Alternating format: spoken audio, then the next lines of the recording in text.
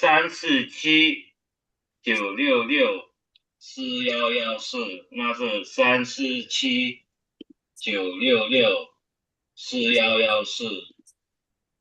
如果要进入这个房间号码的话，请你打完这个电话，请你拨打768-768-269号，那是768-768-269。Thank you. Could we have the Bangla line now, please? Good evening, everyone. Following announcement is for Bengali line. প্রিয় বাংলাভাষী দর্শক, শুভ সন্ধ্যা। আপনারা যারা এই অনুষ্ঠানটি বাংলায় শুনতে চান, দয়া করে 347-966-4114 নম্বরে ডায়াল করুন এবং 900-232-848 ডায়াল করে হ্যাশ চাপুন। আমি আবারও বলছি, আপনারা যারা এই অনুষ্ঠানটি বাংলায় শুনতে চান, 347-966-4114 নম্বরে ডায়াল করুন, এরপর 900-232-848 ডায়াল করে হ্যাশ চাপুন। ধন্যবাদ। Bengali announcement has been done. Thank you. Thank you. On the Spanish line, please. Good evening, everyone. I will be introducing to the Spanish interpretation team. Muy buenas noches a todos. Este es el equipo de interpretación para español. El día de hoy estaremos interpretando usando esta línea de teléfono que es el 347-966-4114. Por favor, para los que necesiten interpretación en español, el teléfono a marcar es el 347-966-4114 e ingrese la identificación 997-110-656 y el signo de numeral. Una vez más es el 997-110-656 y el signo de numeral. Hasta aquí hemos concluido el anuncio. We have concluded the Spanish announcement. Thank you. Great, thank you. And if the Mandarin and Spanish interpreters could please put their information in the chat as well, that would be helpful. Thank you. So it is 6:38. We are going to call this meeting to order. We begin with the public comment protocol.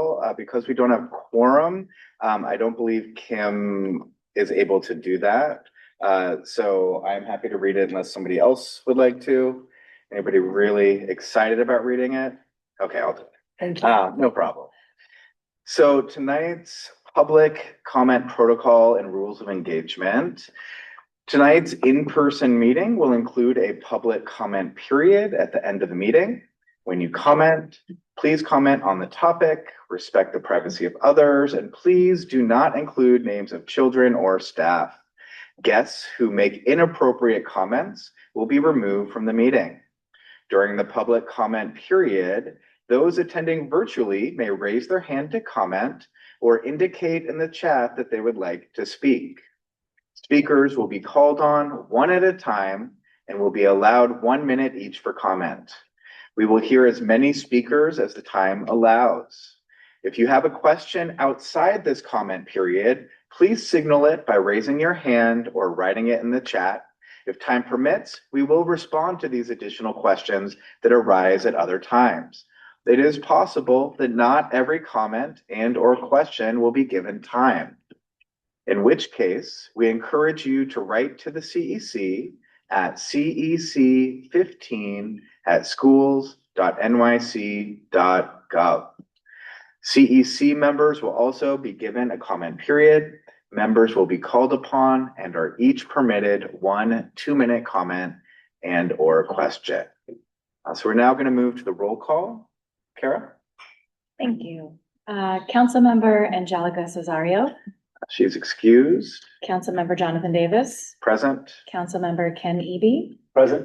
Councilmember Angelica. Sorry, I was going to say I am present remotely. Yeah, so until we have But no quorum, right. Right. So once we have quorum in person, then we'll do a new roll call so that Angelica, you and Kim can be official members of the hybrid meeting. Thanks for being here, Angelica. We appreciate you, and can we celebrate Angelica? Yeah. And Angelica, with the new baby, that's very adorable. So thank you for joining us remotely. And so once Basil gets here a little bit later, we'll do a new roll call, and so that Angelica and Kim can be official quorum members of the meeting. Perfect. Angelica Jadanandan. Present. Councilmember Basil Kremendall. Councilmember Katina Rogers. Present. Councilmember Kim Wanless. On Zoom, but Councilmember Shing Shu. Yes. Councilmember Kara Zwirling Moeller, present. okay, wonderful. So thank you for that. We do not currently have quorum. We are anticipating having quorum a little bit later this evening. So we will let you know when we do. But I'd like to now turn it over to the amazing Principal Watson Aiden of PS 32. If you want to just come and say a few words about your great school and introduce yourself. Hi, everybody. I'm Denise Watson Aiden. I'm Principal PS 32. I've been here for 11 years. We have a gifted and talented program. We have the NEST program, and we also are fully ICT school. So currently we have 552 children, 3K through 5. We have 3K classes, so 45 3-year-olds running around. And we like to pride ourselves on just seeing the whole child and being able to meet children where they are and push them to where they need to be. So glad you could be here and welcome. Thank you. Thank you for hosting us. So before we move to UET and Brooklyn North High Schools, we want to give Rob Aguilar from Councilmember Alexa Aviles' office a chance to just say a few words about some events that they are putting on with their office. Yeah, come on.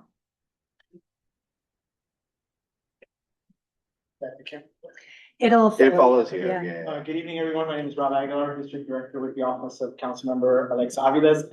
Just got 3 quick announcements. Our office every year offers free tax prep for constituents of the district. So we're in full swing. It's tax season, and we'll be having free tax prep at our office. You can call us, and I have some flyers in the back, and I've shared some with the CEC.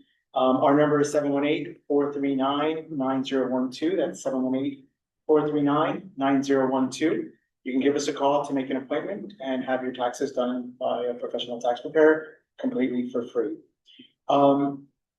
Something else that is super important that is currently happening in the district every single day, ICE activity. Every single day there's ICE activity in our city council district. So if you know anyone that is detained or a loved one is detained, do not hesitate. Reach out to our office. We will connect you with legal support. We've been able to connect folks to immediate response where attorneys that we are working with are able to get people released, or at least know where they are and can maintain in constant communication. So we've left these guides, and you can either pick these up at our office. We left some in the back for those who are here in person. This is a quick overview of what to do if you are interacting with a federal agent. It's available English, Spanish, and Mandarin. And I left some of these in the back for those of us who are here. And will you send us the links or the documents that we could share in a PDF? In a PDF, that would be great. Yeah, happy to do that. Also, once a month, we have veteran benefits officers at the first Monday of every month. And we help veterans with all sorts of needs and things like service, public services, housing, medical benefits, all for veterans. And they're there once a month, first Monday of every month. And that's all I got. Thank you. Appreciate that. So I had said UET was. Oh, yes, you wanna?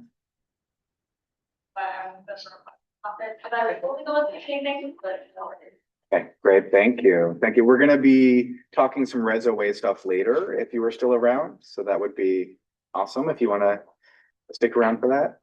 Definitely. Okay. I just community announcements, whatever is the best time. Yeah. Do you want to just do them now? Yeah, let's- Yeah. Go ahead and come on up, introduce yourself.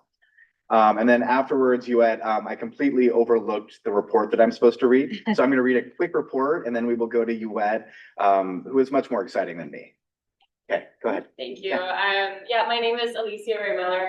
I'm from the Brooklyn Borough President's Office, Antonio Reynoso. You might be used to seeing Donovan's face. I will be going and helping substitute in for him because he can't be everywhere in the borough all at once, as amazing as he is. So just two short updates. Capital funding is open now, so please do, if there's any development needs in your schools, please apply. Feel free to ask me if there's any questions, or you can go and email me later. And then one thing that's happening 2 Saturdays from now at Uprose, I believe from 12 to 2 p.m., we're hosting a discussion and community briefing on how people can be involved, I believe, with the plant down in Sunset Park. So please come back, stay involved, and we'll just make sure it's with the Kiwanis and Narrows Peakers plant site, so how people can go and learn more about what's happening there. That's all for me. Thank you. Thank you. And Donovan, we see that you are on Zoom with us with your hand up. Did you want to add a few words? Yeah, so apologies. I am was slated to also be in person, but I am going to be handling some emergency childcare, outfitting for this group. Nonetheless, just as Alicia said, I have some staff that are going to be supporting me in some of our outreach efforts within the Community Education Council. So, Alicia will be my proxy in lieu of me, but I always encourage schools to directly reach out for anything specific around policy. And as she shared, February 19th, quickly approaching, we know a lot of our school leaders will also not be working during that time. I just want to also highlight for the CEC, I did receive your SCA list. I would highly encourage you to make sure those principals have also applied for Rezo for those specific projects, because we will be looking at that, collectively across the entire borough. And that'll be it for me. Thank you all. Thank you. And Donovan, will you share Alicia's contact info in the chat for everybody? Sure, okay? I can drop it. Yes, I can. Okay, great. Thank you. Right. Okay. So just a few quick words for the Vice President's report. Just want to begin by thanking again Principal Denise Watson Aiden and PS 32 for hosting us tonight in their wonderful school. For those that don't know me, my name is Jonathan Davis. I'm the Vice President 1, and I am running the meeting today to give our phenomenal president here, Katina Rogers, a break after some cross-country travel and things that were quite exhausting this past weekend. And she does so much for us. The least I could do is run a meeting. So as we begin February, I want to recognize and honor Black History Month, a month to celebrate Black history, while also acknowledging that Black history and the history of all cultures, groups, and identities in our country should be recognized, celebrated, and integrated into our schools' curricula throughout the year. I also want to wish everyone a happy Lunar New Year as we welcome the Year of the Horse. Additionally, a reminder that next week is our midwinter February break, where our educators and students get a well-deserved break. Here's hoping the temperatures rise above freezing for some of the week, because it's been weeks. I think we might get into the 40s next week, possibly, with more snow, but we'll see. So I also want to thank everybody who attended and made our legislative breakfast a success on January 23rd. We tried a new format this year that was spearheaded by our ingenious CEC treasurer, Angelica Jardinandan, who not only designed the format of the event, but planned and executed so many of the key elements. Since she was not able to attend the day because of unforeseen circumstances, I just wanted to give her a special shout out today.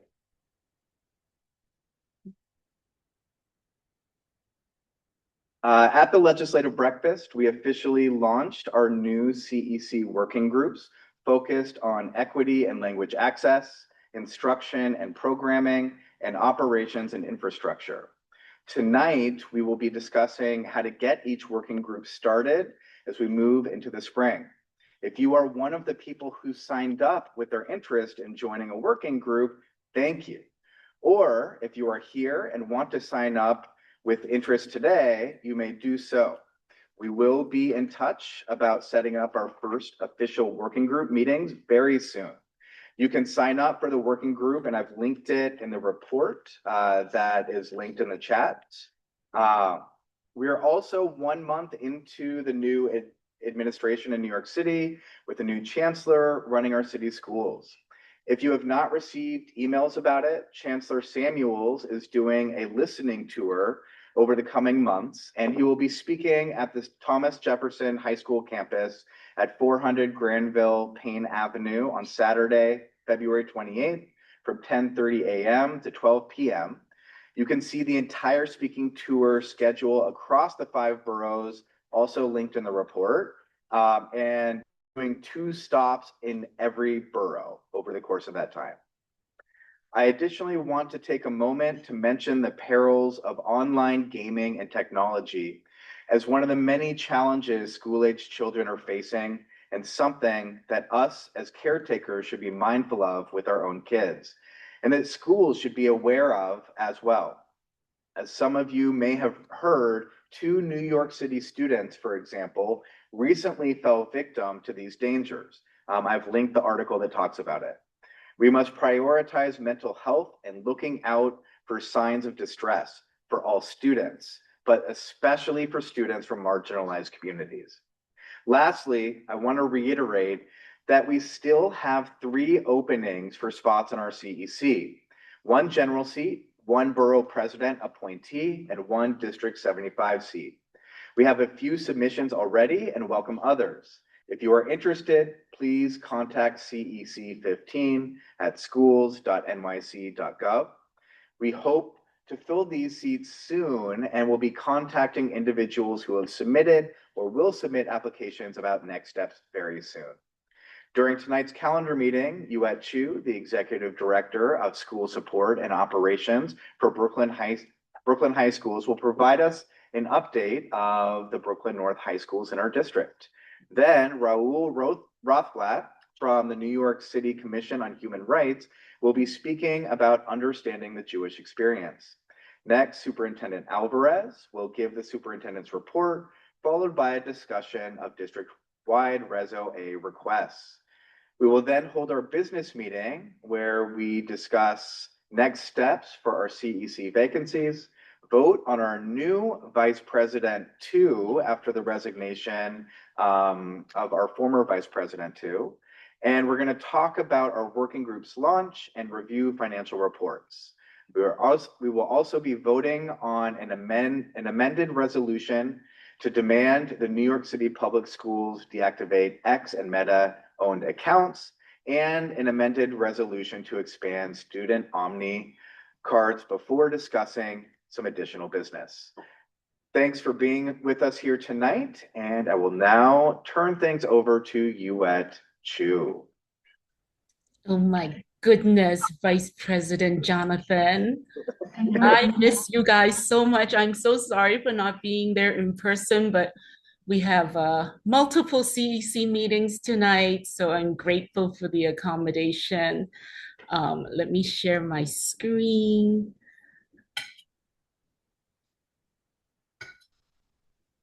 All right. So my name is Yuet. I'm the proud Executive Director of School Support for Brooklyn North High Schools, representing Dr. Rochelle White, who's our IA superintendent. As Jonathan shared, we've been having a great time welcoming Chancellor Samuels. Many of us have worked with him in various capacities over the years, and it's super exciting to see someone who so deeply, who loves everything about New York City Public Schools take the helm. And we actually hosted one of his first school visits when Chance, it's weird, like he's my friend Kamar, but he's Chancellor Samuels. So when Chancellor Samuels was appointed, he made a promise to visit all 45 superintendents, 45 school districts, I think in his opening tour, and he made it to Sunset Park High School for Brooklyn North High Schools. We had a beautiful morning, and there's Council Member Aviles who was able to join us for the visit. And somewhere I have a picture of your old friend, Nancy Cruz, who joined us representing the Citywide Council on High Schools. And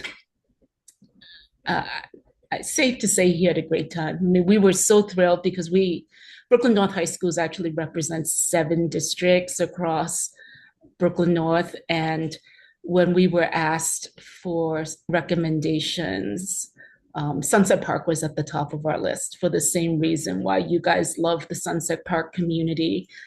We were able to showcase not just what Principal Negron, right, a homegrown District 15 assistant principal who moved from the community school district to the high schools district, just has done an amazing job embracing the community. So the Latino community has been flourishing and recently really building a home for the AAPI community in Sunset Park. So these 3 young ladies on the bottom left shared with the chancellor that they are leading the charge to start a Mandarin dual language program at Sunset Park High School. So those of you, your middle school Mandarin programs will have a home here on 35th. And then, of course, we showed off our Future Ready pathway. Sunset Park is in the health professions pathway, and Chancellor Samuels was able to join a lab doing an analysis of how too much protein affects our bodily functions. It was a beautiful, beautiful, beautiful day. So Brooklyn North High Schools, we grow young grown-ups. We leverage rigorous academics. We center children, we lead with love, and our aspiration is to graduate them in 4 years, ready for whatever they choose to do, whether it's career or college. Our priorities have stayed consistent, college and career readiness, as measured by advanced courses, the seal of biliteracy, enrollment in early college and dual certification, academic excellence as measured by the regions, although we have recently jumped into the work of sorting out what portrait of a graduate means, and really delighted that the state, and I think this is near and dear to District 15, that the Regents exam is not the only thing that defines success for high school students. So we'll be working closely with the state on rolling out the new expectations. For safety and support, just like District 15, we're prioritizing attendance and decreasing chronic absenteeism.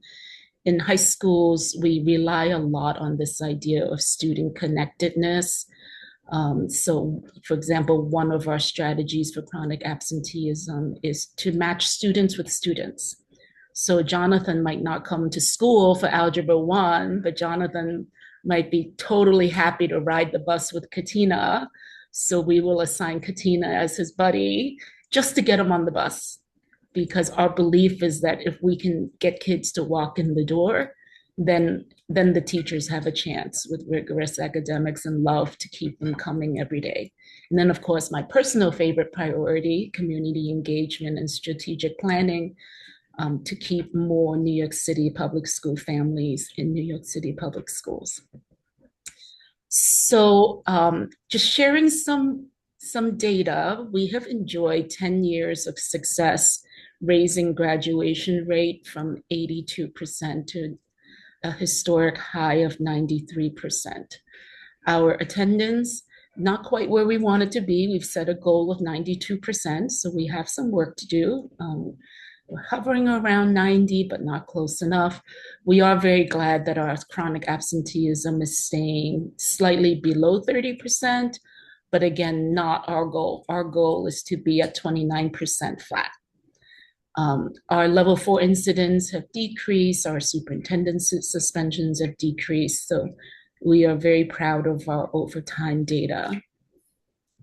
For February, oh, and then Dr. White, who is a dancer at heart, has, I believe she shared this in November when she first became IA, that she's very committed to elevating the arts in Brooklyn North High Schools.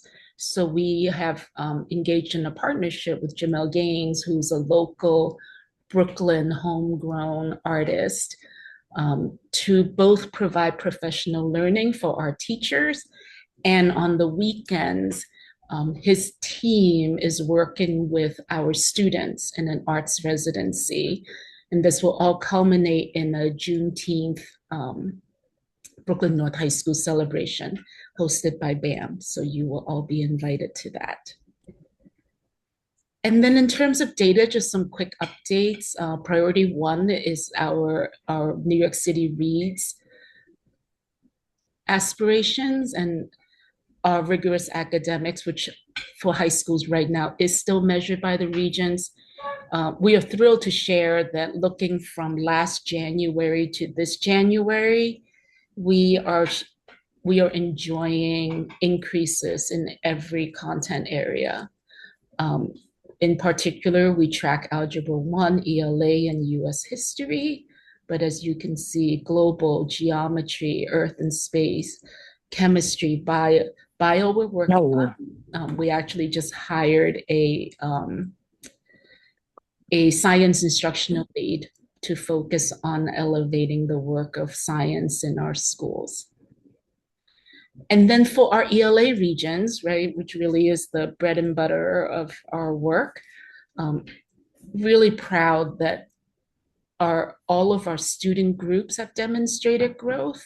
Again, this is January to January, so students with IEPs from 52.7% to 59%.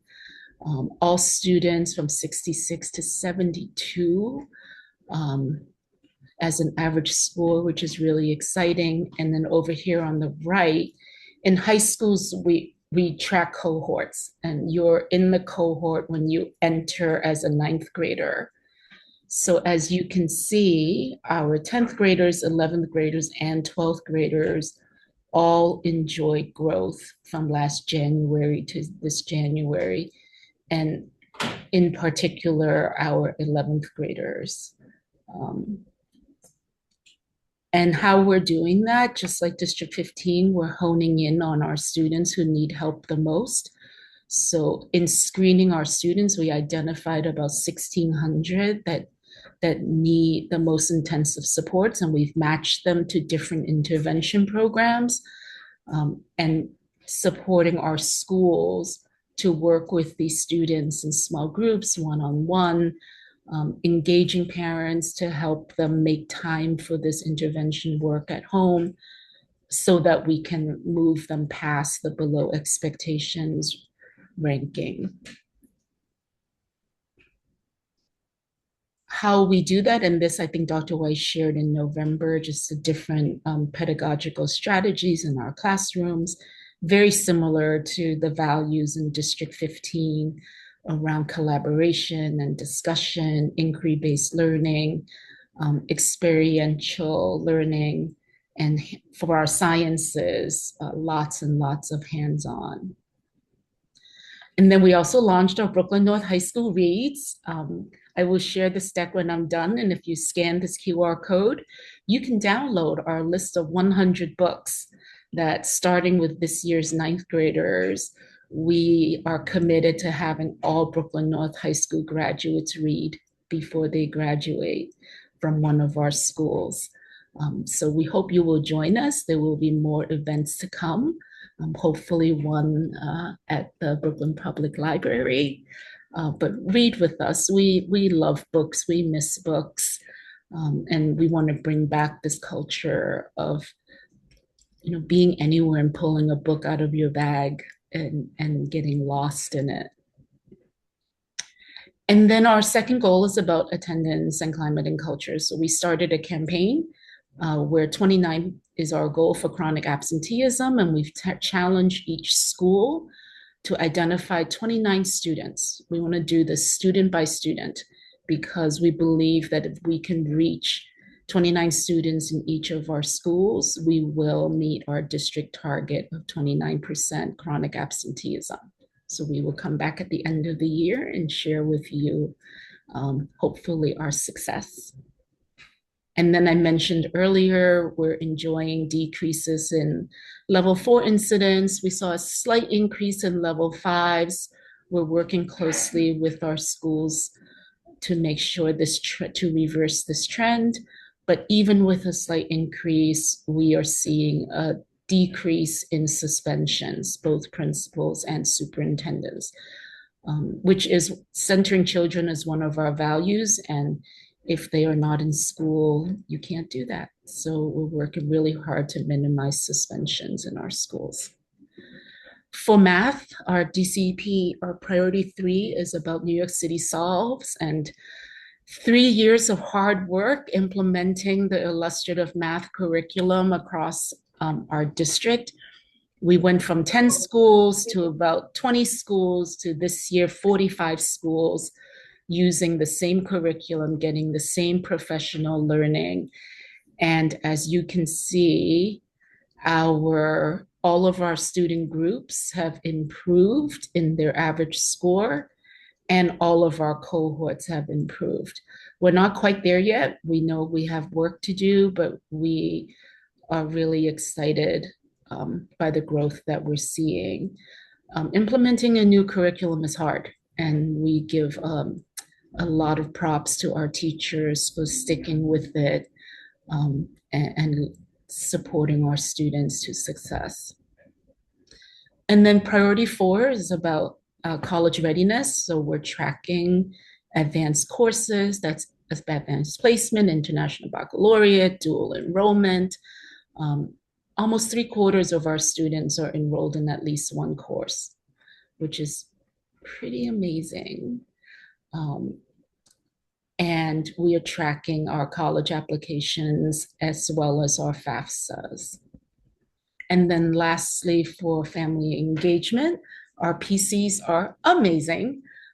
In our 47 schools, we've had almost 300 monthly workshops for parents and guardians, almost more than 20,000 phone consultations, more than 6,000 one-on-one parent meetings. We've been supporting our communities with Know Your Rights, with mental health through Morningside Center, and of course, language access through our friends in that shop. And then in terms of recruitment and enrollment, we're already working on next year. We're working with the Family Welcome Centers as well as the Office of Student Enrollment, because we want to make sure all of our available seats are filled. And how we do that is by making sure we have state-of-the-art, cutting-edge programs like Future Ready, like Career Ready, Modern Youth Apprenticeship, building out our career and technical education programs, and then really looking at the provisions of Portrait of a Graduate through advancement through Seal of Biliteracy, arts endorsement, early college, all of those amazing things so that our 26,000 plus students can get a taste of life after high school while they're still in high school. And then as always, the different ways to stay in touch with us on social media and on our website. Thank you so much for your time. I'm happy to take questions, and I will thank you, Katina. Thank you for this opportunity. It was this structure, Katina, that you spoke with Superintendent White about in terms of thinking about our beginning of the year, middle of the year, end of the year, that gave birth to the presentation that I just shared, because we really wanted to be thoughtful about our time with you all. So thank you. Thank you, Yuad. So just a quick announcement. What we're going to be doing for time's sake is we're not going to have public comment for this presentation or the next presentation, we're going to hold it until after the superintendent's report, where you can ask questions related to any of them. But if you have specific questions for Yuet right now, you could always put them in the chat for her. And if Yuet, if you are around, I'm sure that Yuet would be willing to answer whatever those questions are. I did want to open things up just to CEC members. Is there anybody that has a comment and or question for Yuet? Katina? Sure. Yeah, I just wanted to voice what I put into the chat. It's really pretty impressive and just so noticeable, to see that growth that you're describing based on those slides. So thank you so much for calling attention to that and celebrating that and letting us celebrate it with you. Anybody else? I had one just small question. I mean, I just want to echo Katina's words of, one area of growth. It was consistent growth across all categories, which is super impressive. And as somebody who my kids are in elementary school, I was like, I want my kids in Brooklyn North schools, like it's exciting. My one question was, you showed the slide about dual enrollment in IB and AP. And as someone who loves the idea of dual enrollment in particular, because it really just gives students direct access to college credits without having to worry about the exam, I was just curious about what percentage of the schools in Brooklyn North have dual enrollment courses, and for those that do, is the cost subsidized for families? And for those that don't know what dual enrollment is, it's essentially a college course that is taught at the high school, where students, if they pass the class, get college credit for it. At this point, I believe about half of our schools have some version of a dual enrollment course. Some are doing it through College Now. Some are part of the, they keep changing their name, the National Equity Lab. And there is no cost to families. We either work with, National Equity Lab is privately funded. So if your school is accepted as a partner, they cover all the costs.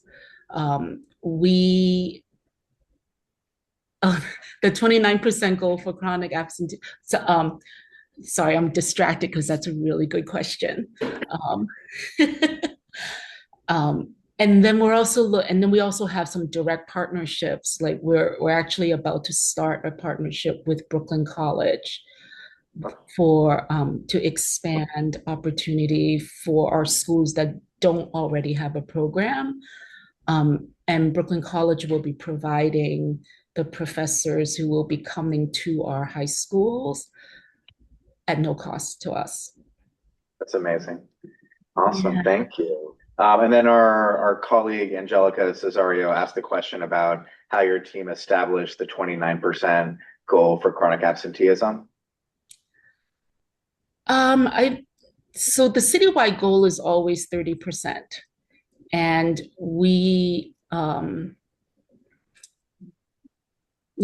think that's too high even, but we felt that we wanted to exceed the expectations of the city. So we set the goal at 29. It's super ambitious. So we'll keep you guys up to date how we do. All of our schools have like the traditional, the attendance teams, the attendance teachers. We have district attendance teachers, but we have CBOs. But the thing we're testing right now is the impact of student to student connections. We've never, as far as I am aware, Brooklyn North High Schools has never done better than the 30%. I believe last year we ended at 32% chronic absenteeism, which was really close, but not enough. So we're going to stay on it. Thank you. Thank you. Thank you so much, Yuet. Just another round of applause for Yuet. And I'm here. You got me for the night, Jonathan. So if anything comes up, I'm here. We are lucky. We are lucky. Thank you, Yuet. So we're now going to have Raul Rothblatt from the New York City Commission on Human Rights join us to talk about one of his programs. All right, should I? Yeah, Here's probably just over there pretty at the end, yeah. Yeah, and once Raul starts speaking, just let us know, those on Zoom, that you can hear him okay. Thank you. Hi, everyone. Can you hear me? Okay. My name is Raul Rothblatt. My title is the Jewish Communities Liaison for the New York City Commission on Human Rights. First of all, happy Black History Month. It's New York City is very important for African American history and Brooklyn in particular. And a bit about myself: I have two kids in District 15. My daughter is a senior at Brooklyn High School of the Arts. My son just started at Brooklyn Millennium. So I was very involved when they were in elementary school. And we worked to rename PS9 after Sarah Smith Garnett. Does everyone here know Sarah Smith Garnett? Oh. Sarah Smith Garnett was the first Black woman principal in New York. She also started the first Black suffragist club. And along the way, she funded Ida B. Wells' first book, and which is why Ida B. Wells lived in Brooklyn at a very important period of her life. So she's, certainly in schools, she should be, I would recommend, she's a very inspiring figure. She's also a character on the Gilded Age too. So, and so we worked to rename the school. Kamar Samuels was our superintendent at the time, so I know him from then. My daughter helped get the fifth graders to write the petition, and here she is applying for colleges, and she still puts that down as one of her accomplishments. So that makes me very proud too, of course. The New York City Commission on Human Rights started originally under Mayor LaGuardia, so it's been around for many decades. The New York City human rights law is probably the strongest in the country. We have a lot of protections against a lot of different classes of discrimination. So you have protections against discrimination based on religion, creed, race, color, disability. Source of income discrimination is actually one of our biggest ones. So we have 25 categories in all we protect. I left some flyers, a general flyer, and also about the source of income discrimination, which is something that a lot of, especially the parent coordinators, will see that if somebody's paying with their rent in a voucher and the landlord doesn't want to take their voucher, that's illegal under New York City law. And that's something that people come to us a lot for. We cover discrimination in public accommodations. So in schools would be one area. If in housing, so if somebody says you have kids, I'm not going to rent to you, that would be discrimination based on age. If somebody says, we're not going to, or a lot of times people don't come out and say these things directly. Let's say you apply for a job and you're perfectly qualified, but you're, maybe they don't respond because you're too old or because you're too young, whatever it is. We understand that a lot of times discrimination doesn't come with a direct statement. With landlords, a lot of times it's ghosting. They find out you're on a voucher and they don't respond. So that's a very well understood way that people discriminate. So, and the important thing, so we have a lot of resources, but if you do face discrimination, you should really call within the first year. For the most part, there is a statute of limitation, so you do want to get that sooner rather than later. And it's free to call our office. You can call up. We have the Law Enforcement Bureau. The number, hopefully, you'll include the number in the chat. But you can also follow us easily on our websites, or just call 3112. But the NYCCHR.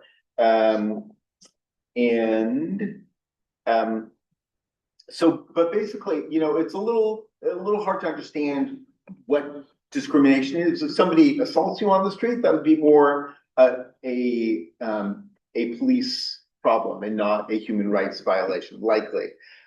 If it, the main areas would be, again, in housing and employment and public accommodations are the main things. So public accommodations would be like a park. Housing, I think people understand, and employment people, I think, should understand. So I am here to talk a bit about the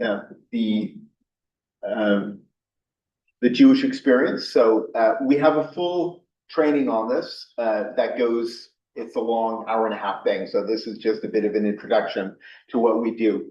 But one thing that's kind of often repeated nowadays, because it's pretty shocking, is that 57% of hate crimes in New York City are anti-Semitic hate crimes. So really, it's the most. This is reported hate crime, so it's not always clear who's reporting it, but that's still a shocking number. And it's genuinely a serious problem. So just in the last month, we've had 4 shocking things. We had a playground in Borough Park where somebody, it was a very large program. I hadn't been to it, but there was 57 swastikas painted there. There was a guy that rammed into the headquarters of the Chabad community, which is here in Brooklyn. Didn't seem like it's an anti-Semitic thing, but it's very disturbing for people to, to ram a car into a place of prayer. A rabbi was assaulted, and somebody was in Queens, and somebody was yelling anti-Semitic slurs, and a student in Queens sent out an email with that 300 kids got. So this is just like the last month of things that have happened. So there's definitely, it is something that needs, I believe needs to be, we need to take care of among all the other forms of discrimination. So, but the, 47 minutes here. So the main thing that we want to keep track of is kind of dehumanization. I think is really the leads up to all sorts of other things. So when somebody just essentialize somebody, oh, you're Jewish, therefore this, or that's really the root of the problem. We go into a long thing in the whole thing. We talked about Henry Ford was a great propagator of anti-Semitism, and he was one of the few Americans mentioned in Hitler's Mein Kampf. But he was very, very explicitly anti-Semitic.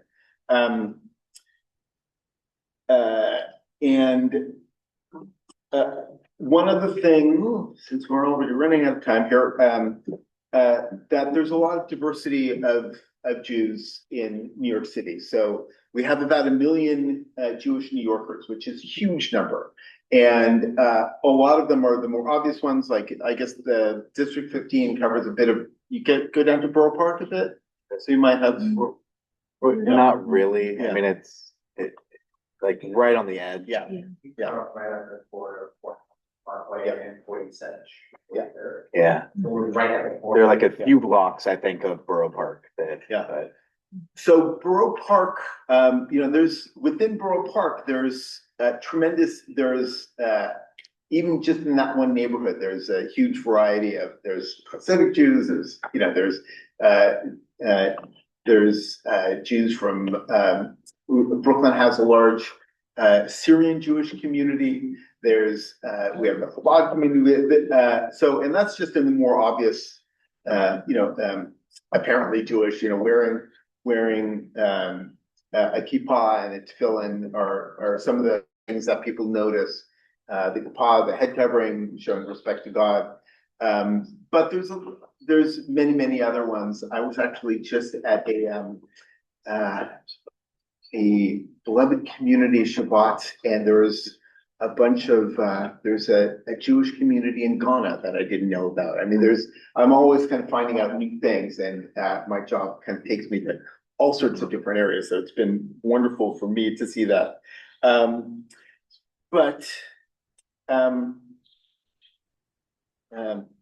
I would love to, also today, one of the things I went to, there was a huge luncheon for Holocaust survivors. So Brooklyn is one of the highest numbers of Holocaust survivors in the country. I mean, after Tel Aviv, New York City has the largest Holocaust community. There was like 200 of them there today. And so I'm hoping that we can do more collaboration with CEC 15 and to think of some programs and think of some really positive ways that we can build communication. I would love to open up that idea for people, and if people want to stay in touch, I would love to do that. There are also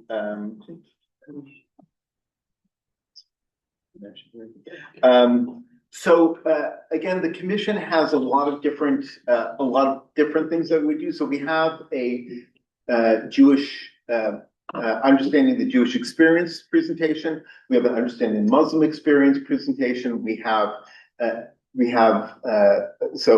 the Jewish communities liaison. We have an African and an Asian. We have somebody dealing with Native people. So we have a lot of different things.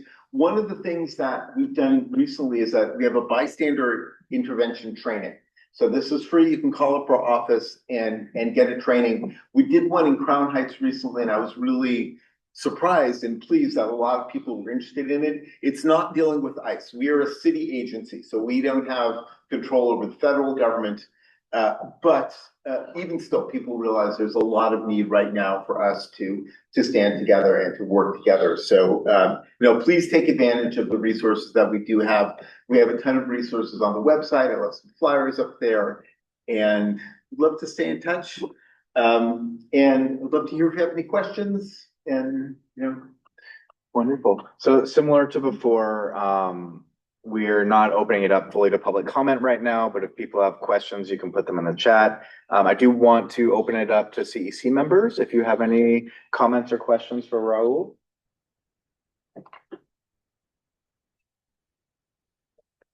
Ken? I will comment. First of all, thank you very much for your presentation, Raul. You may not remember me, but we've met before. Yes.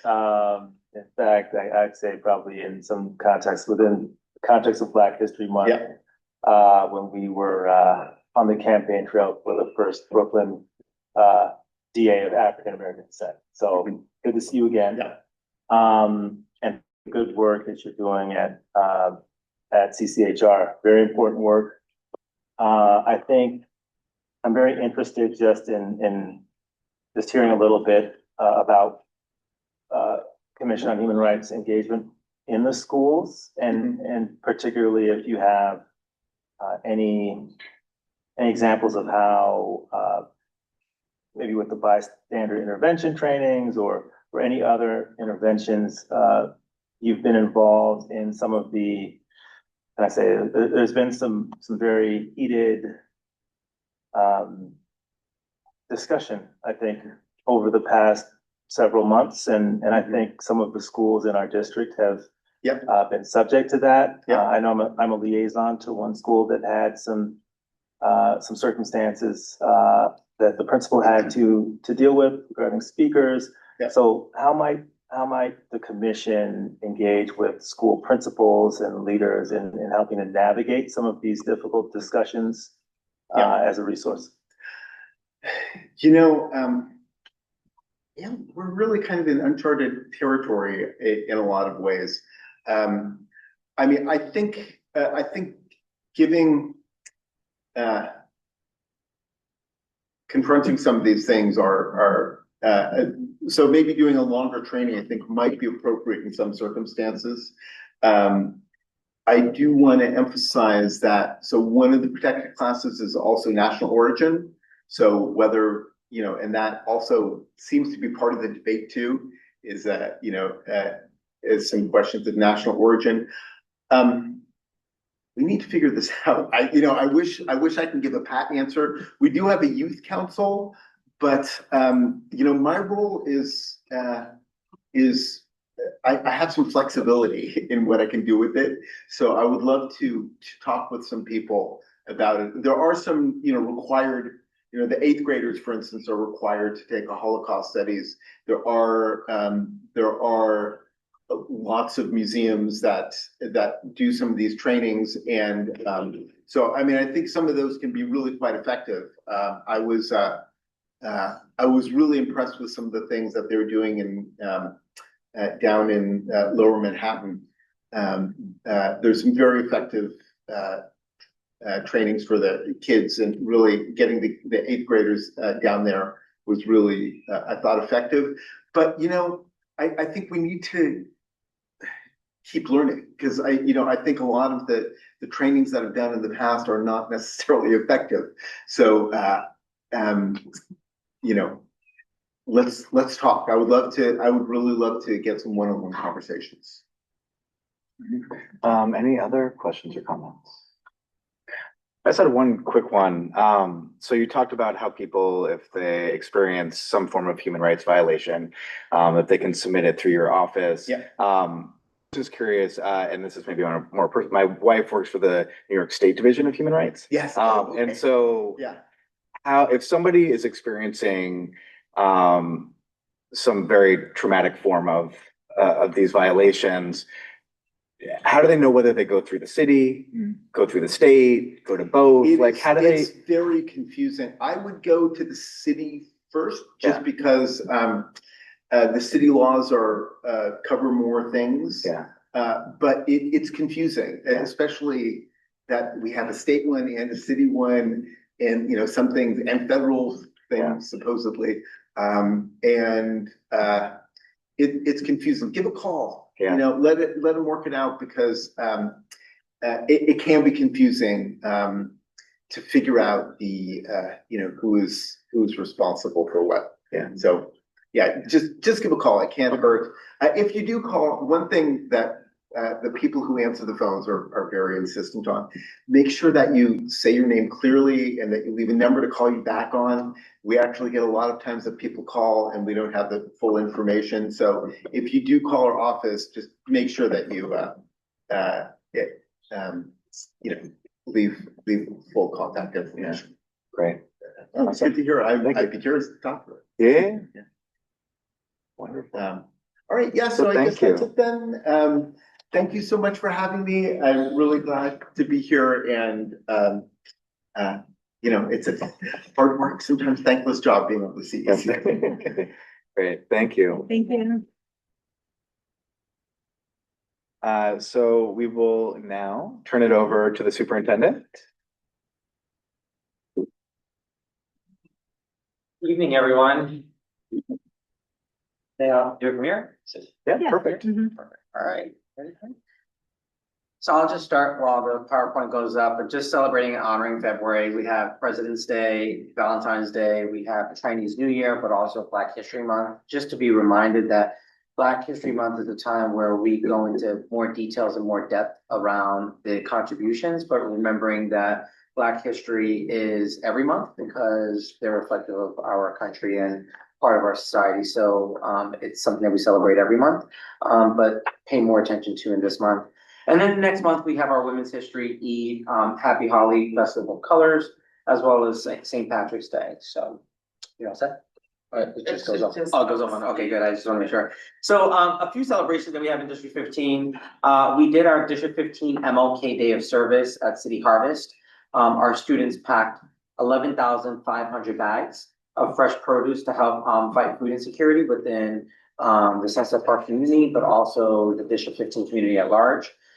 You can click on the actual news coverage, because we had some news coverage with News 12, and I believe CBS as well. Several of our students participated. I just want to give a shout out to District 15, who had 2 schools on the same day that we were there. Always excited to do this. It's great to see how students are giving back to their community and want to keep that tradition going.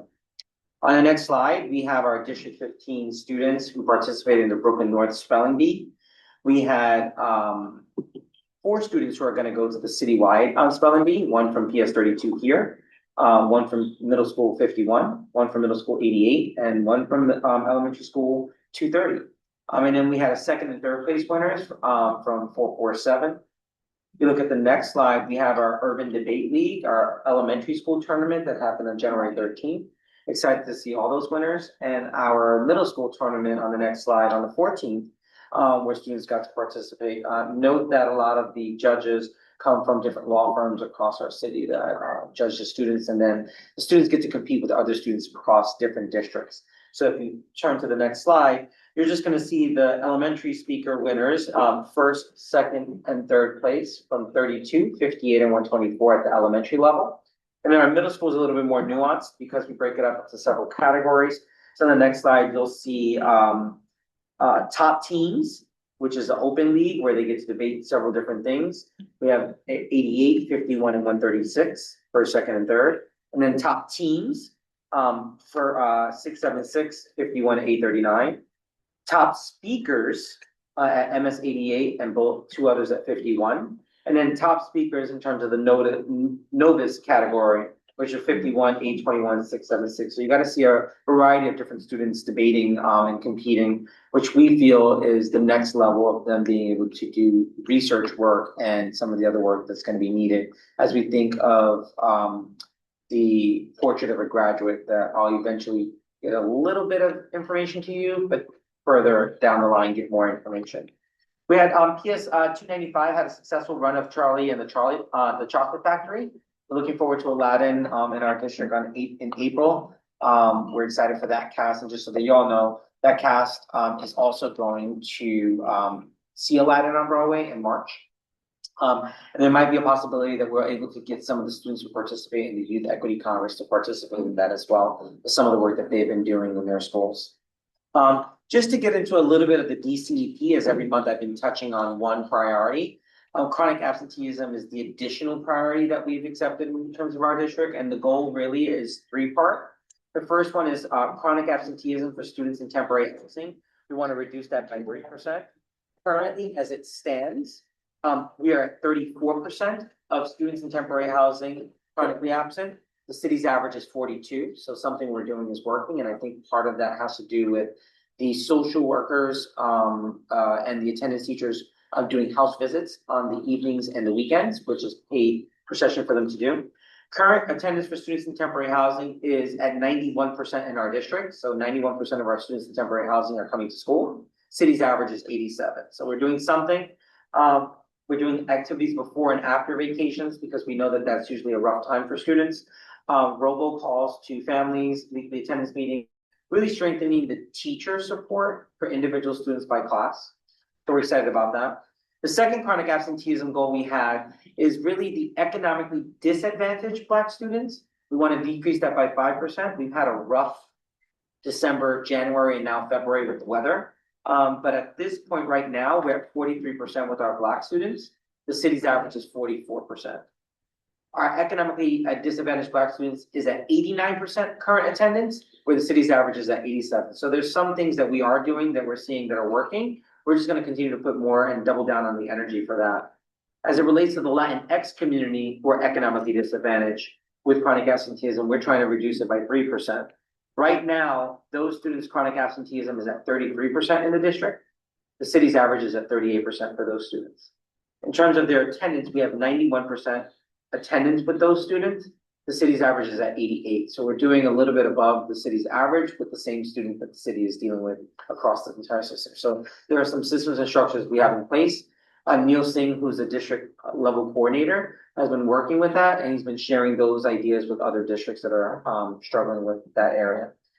On the next slide, I'm going to give you a little bit of our middle of the year screener data. Now they have until the end of the week. We have until Friday for makeups, and we have several students. So I just wanted to give you where we are now, so give you just a little bit of a light of where we are. So at 89% of completion as it relates to reading, the middle of the year is trending towards reduction in lowering lower performing students and increasing in higher performing students. So if you look at the graph, on the left side is where they tested in the fall, and on the right side is where we tested in the spring. So far, as of today, we have over 18,000 students tested. So that's a range of seeing the movement. So when you have that large of a number, moving 2% is a large number of students. So we have moved by about approximately 2% of our students in level 4s. We've increased slightly in the green, but we've reduced a little bit in the yellow and reduced a little bit in the red, which means we're moving students up. What this won't show you is growth. This is showing you just proficiency. So we've moved proficiency for students moving up into the green and blue, which are your level 3s and 4s. And we've even moved some of the red into the level 2s. However, what you're not going to see here in this report is how we've grown in terms of growth. I will share that next month. I don't want to give that number yet because we're still testing students this week. As it relates to mathematics, similar trends that we're doing across the district. Now, I want you to note that last year when I shared this information with you, we were almost not, if not even, in some cases went down. So there are some things that we've been doing to make those adjustments to move as screener data. I also want to point out that some of the things that are tested in the fall are not necessarily tested in the spring. So there's a nuance when you're looking at the data to not point out that we haven't done so well as a result of not being able to measure what we measured in the beginning to now. So for example, in kindergarten, there's a portion that we don't give in spring, but they don't test it, right?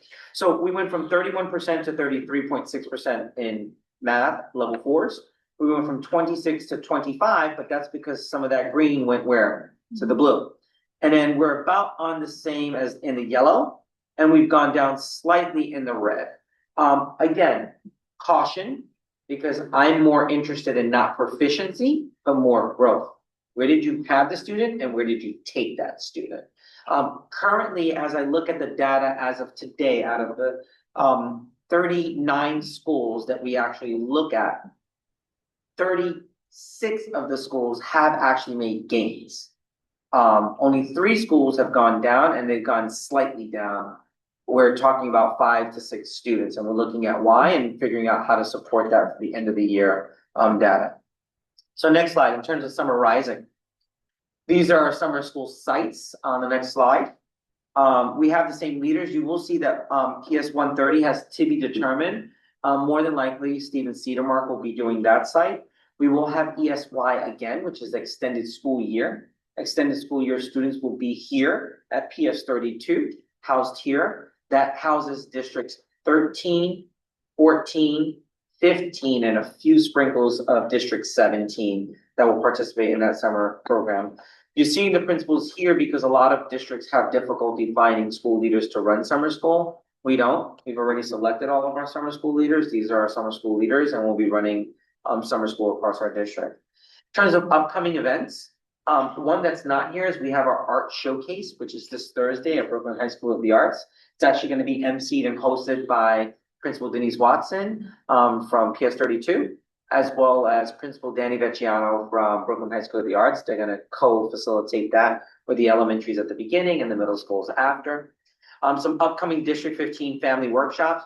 We're working on some conflict resolution in April. That's going to be presented by our student service managers, and mental health work that's going to be presented by social workers across our district. If you have any thoughts or ideas of other workshops you'd like to see as a district, please email Brenda and Michelle, who will work on addressing those.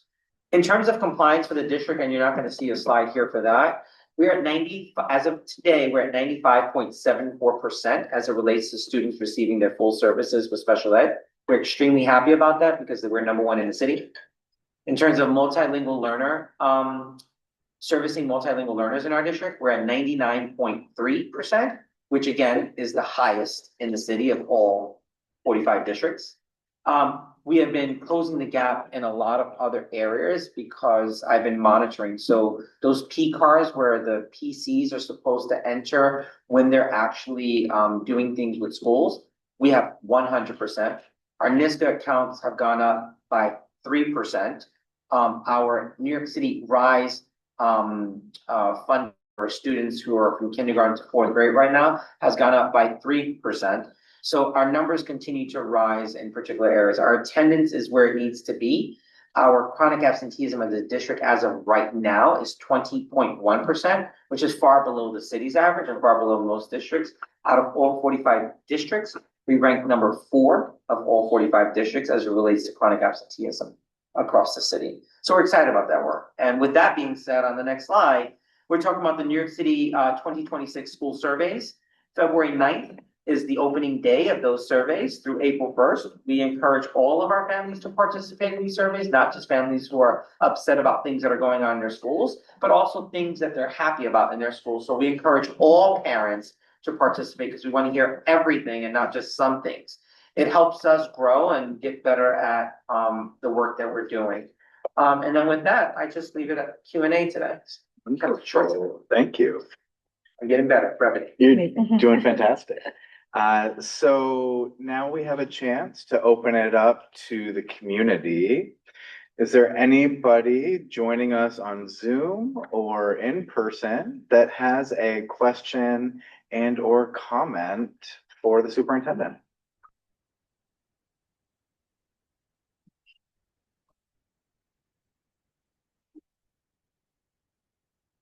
Mia, was that a question or comment or just No. hello? So, Anybody on any of the interpretation lines?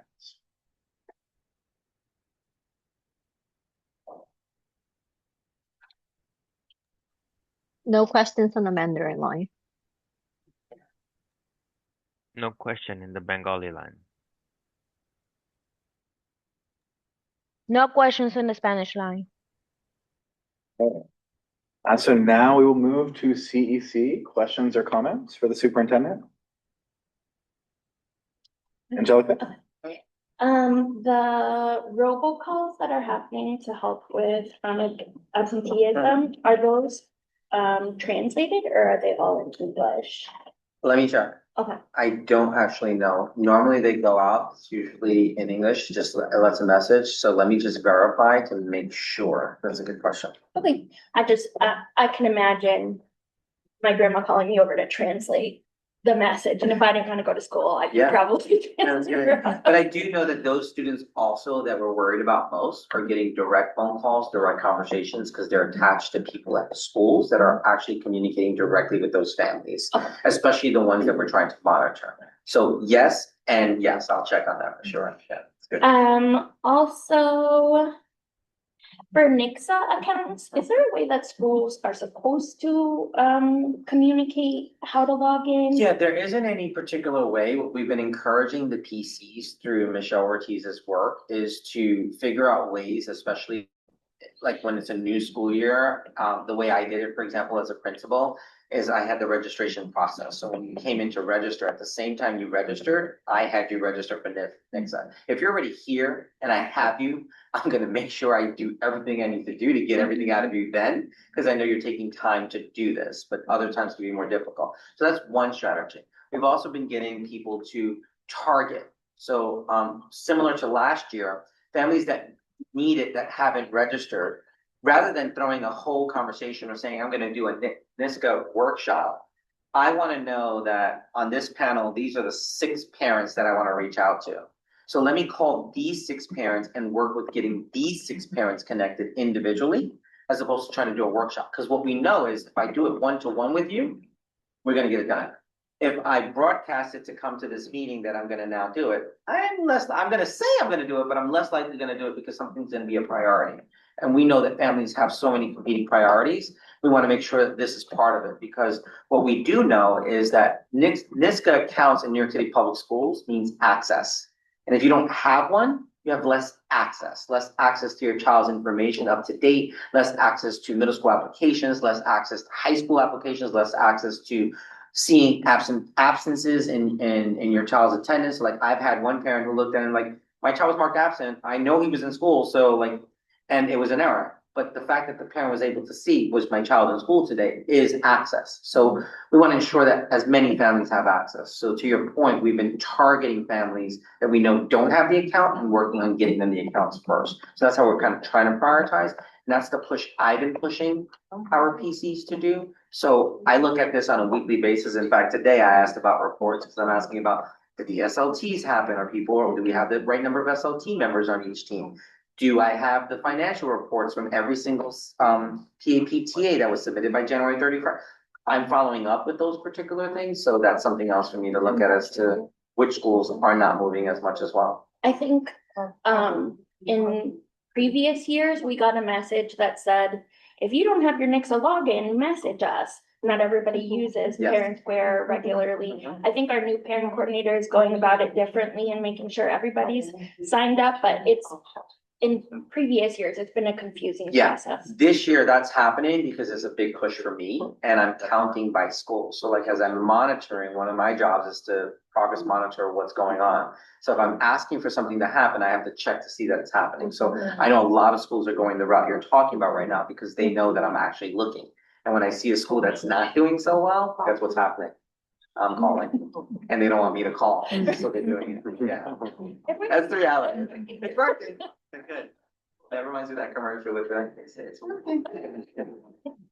There was a follow-up on Angelica's, and then Angelica Cesario also had a separate question. But are there specific resources available that describe what each account is used for? So the My Schools, the Nixa, all of that. Jonathan, can you repeat? Yeah, are there specific resources available that describe what each account is used for? Certainly, every school PC should be able to have that information to provide.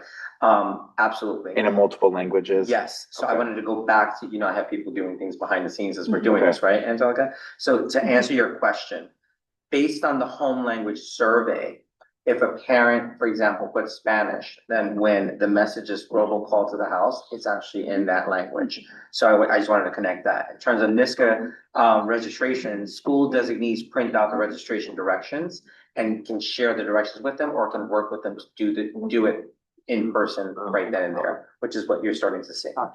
Yeah, I mean, I will say, just to sort of emphasize what everybody's saying, these accounts are so confusing. Like, in our household, we are confused. Yeah. Like, my partner wanted to vote in the CEC elections and realized after our kids have been in school for 6-7 years that he didn't have an account because we had just done it through one parent account.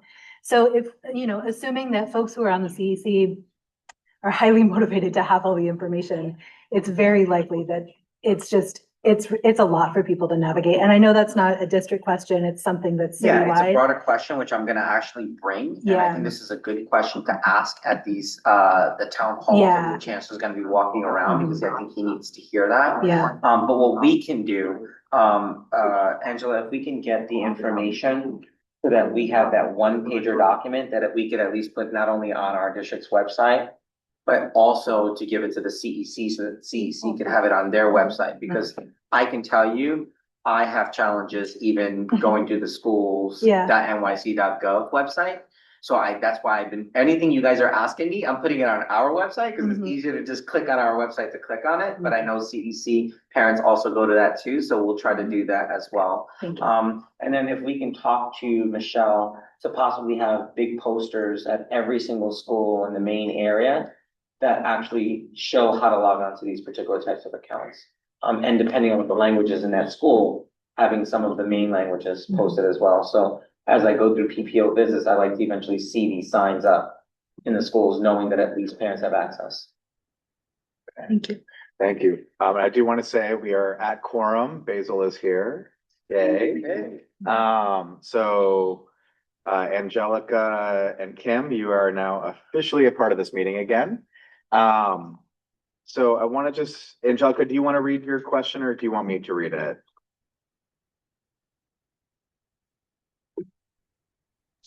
Yeah, I'm happy to read it. Not a problem. Happy to officially be part of the meeting now. Thanks, Basil, for making quorum.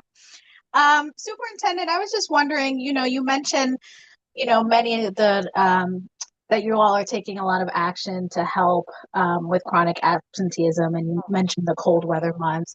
Just wondering if you could just provide a little bit more detail as to like what those initiatives look like, and then secondly, if there's anything we as a council can do to support those measures, or that individual school communities might be able to do. Yeah, so some of them are initiatives, but some of them are also just actions being taken, right? So that we recognize that when it comes to, for example, some of our STH students, some of it might have to do with the busing. So we've been working more closely with OPT to ensure that students who are struggling with busing or not receiving their proper busing, and we're trying to address it in a faster way. By doing that, that automatically reduces absenteeism, because when a kid doesn't get their bus, they don't come to school. That's already an absence. So it usually takes 5 to 10 business days, for example, to actually get a busing once the routing is put in place, because they have to route the student, figure out which kids are going to go on that new route, so on and so forth. That, you can imagine, delays a kid from getting to school, despite the fact that the DOE might provide funding for the child to get to school with the parent and for the parent to go back. But it's still challenging for some families who might be going from the Bronx to Brooklyn, for example, because they have the right to stay in the school that they want. And so it becomes a huge challenge. So what I'm doing behind the scenes is I've already been working, for example, with central office for the STH office, and creating, how do we prioritize these particular students who we know are part of that chronic absenteeism pot that always happens as a result of OPT. So we're now in a working group to try to address those gaps, so that come September, we even have less of this happening. So those are like minor things that are not initiatives, but more of things that I'm doing behind the scenes as we talk to school leaders. We have a school leaders group that meets with one major company that we keep having issues with. We've reduced the number of issues we have with this bus company, but there are still some issues. And so this working group allows us to work in partnership with this bus company, so that we're reducing the lag time for students not only coming in late, but also being absent. And we have been able to reduce that. We're able to see the numbers. Some of the other things that we have is, I early on in the school year, any school where there was less than 90% of attendance, for example, with the targeted groups that I discussed, were required to put some of their STH funding per session for the attendance teacher and social workers to do home visits in the evening and the weekends, because we recognized last year when we did that, we had a huge significant increase in the attendance for those students, because they were aware, we're coming to see you, we're coming to visit. So in those particular aspects, we've been able to reduce it because we've been ahead of the game in addressing a gap, as opposed to being reactive, we were being proactive, right?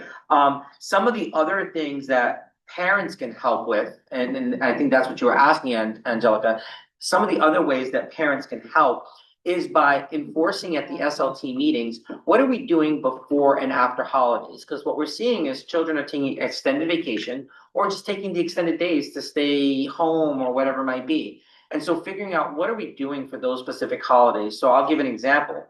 Ruth Rodriguez from PS 896 in Sunset Park did a 2-day event right before we went to the Christmas holiday. It included students and parents. She had over 90% attendance on those 2 days right before break. Why? Because she did some special events to celebrate students and their accomplishments, while also connecting it to learning, so that it wasn't just school parties, but coming in and being a part of something that the parents were engaged in putting together as well. So those are some other ways that SLTs, PAPTs can help by figuring out, when you go to those safety meetings that a lot of you are part of, to see where are the patterns and trends of absences that are happening throughout the year, and where do we see those consistent patterns and trends? Parents can help by saying, well, why don't we create an activity? PAs and PTAs usually often are charged with doing events at schools. Probably the events that they do can be tailored around those days that we know students are normally chronically absent, or take extended vacation. Because a child's always going to push their parent to do what? Come to those special things, especially if they're a part of those special things, right? And so those are other ways and incentives that you could help us with in helping to reduce the chronic absenteeism across this district. I just wanted to point out 2 things. So one is STH is student temporary housing. So I just want to make sure people are listening. And then as Donovan Swanson pointed out, that a lot of schools are doing walking school buses. Yes, we have several of those in this district. We actually started it. PS 38, for example, does the walking school bus. We have several schools that do the walking school bus. I know PS 24 does it. What the walking school bus is that we will pay, in some cases it's volunteer, but we also pay some paraprofessionals or school aides or staff members to come in earlier to walk to certain communities where we know it's very difficult or challenging. For example, in the Wyckoff housing, sometimes the elevator is an issue, or sometimes they have a younger child who's 1 month old, and when it's freezing or raining, we're not going to bring that child outside. So the child gets to come downstairs, and then the school almost creates like a chain line and gets the kids to school. And we've been seeing some significant increases to that. So the walking school bus is certainly something that we do in this district. There are also specific calls where some of our schools call that family in the morning to get them up in the morning and get them set up. Some schools have gotten alarms for families that don't have alarms for the children to be able to remind themselves to get up.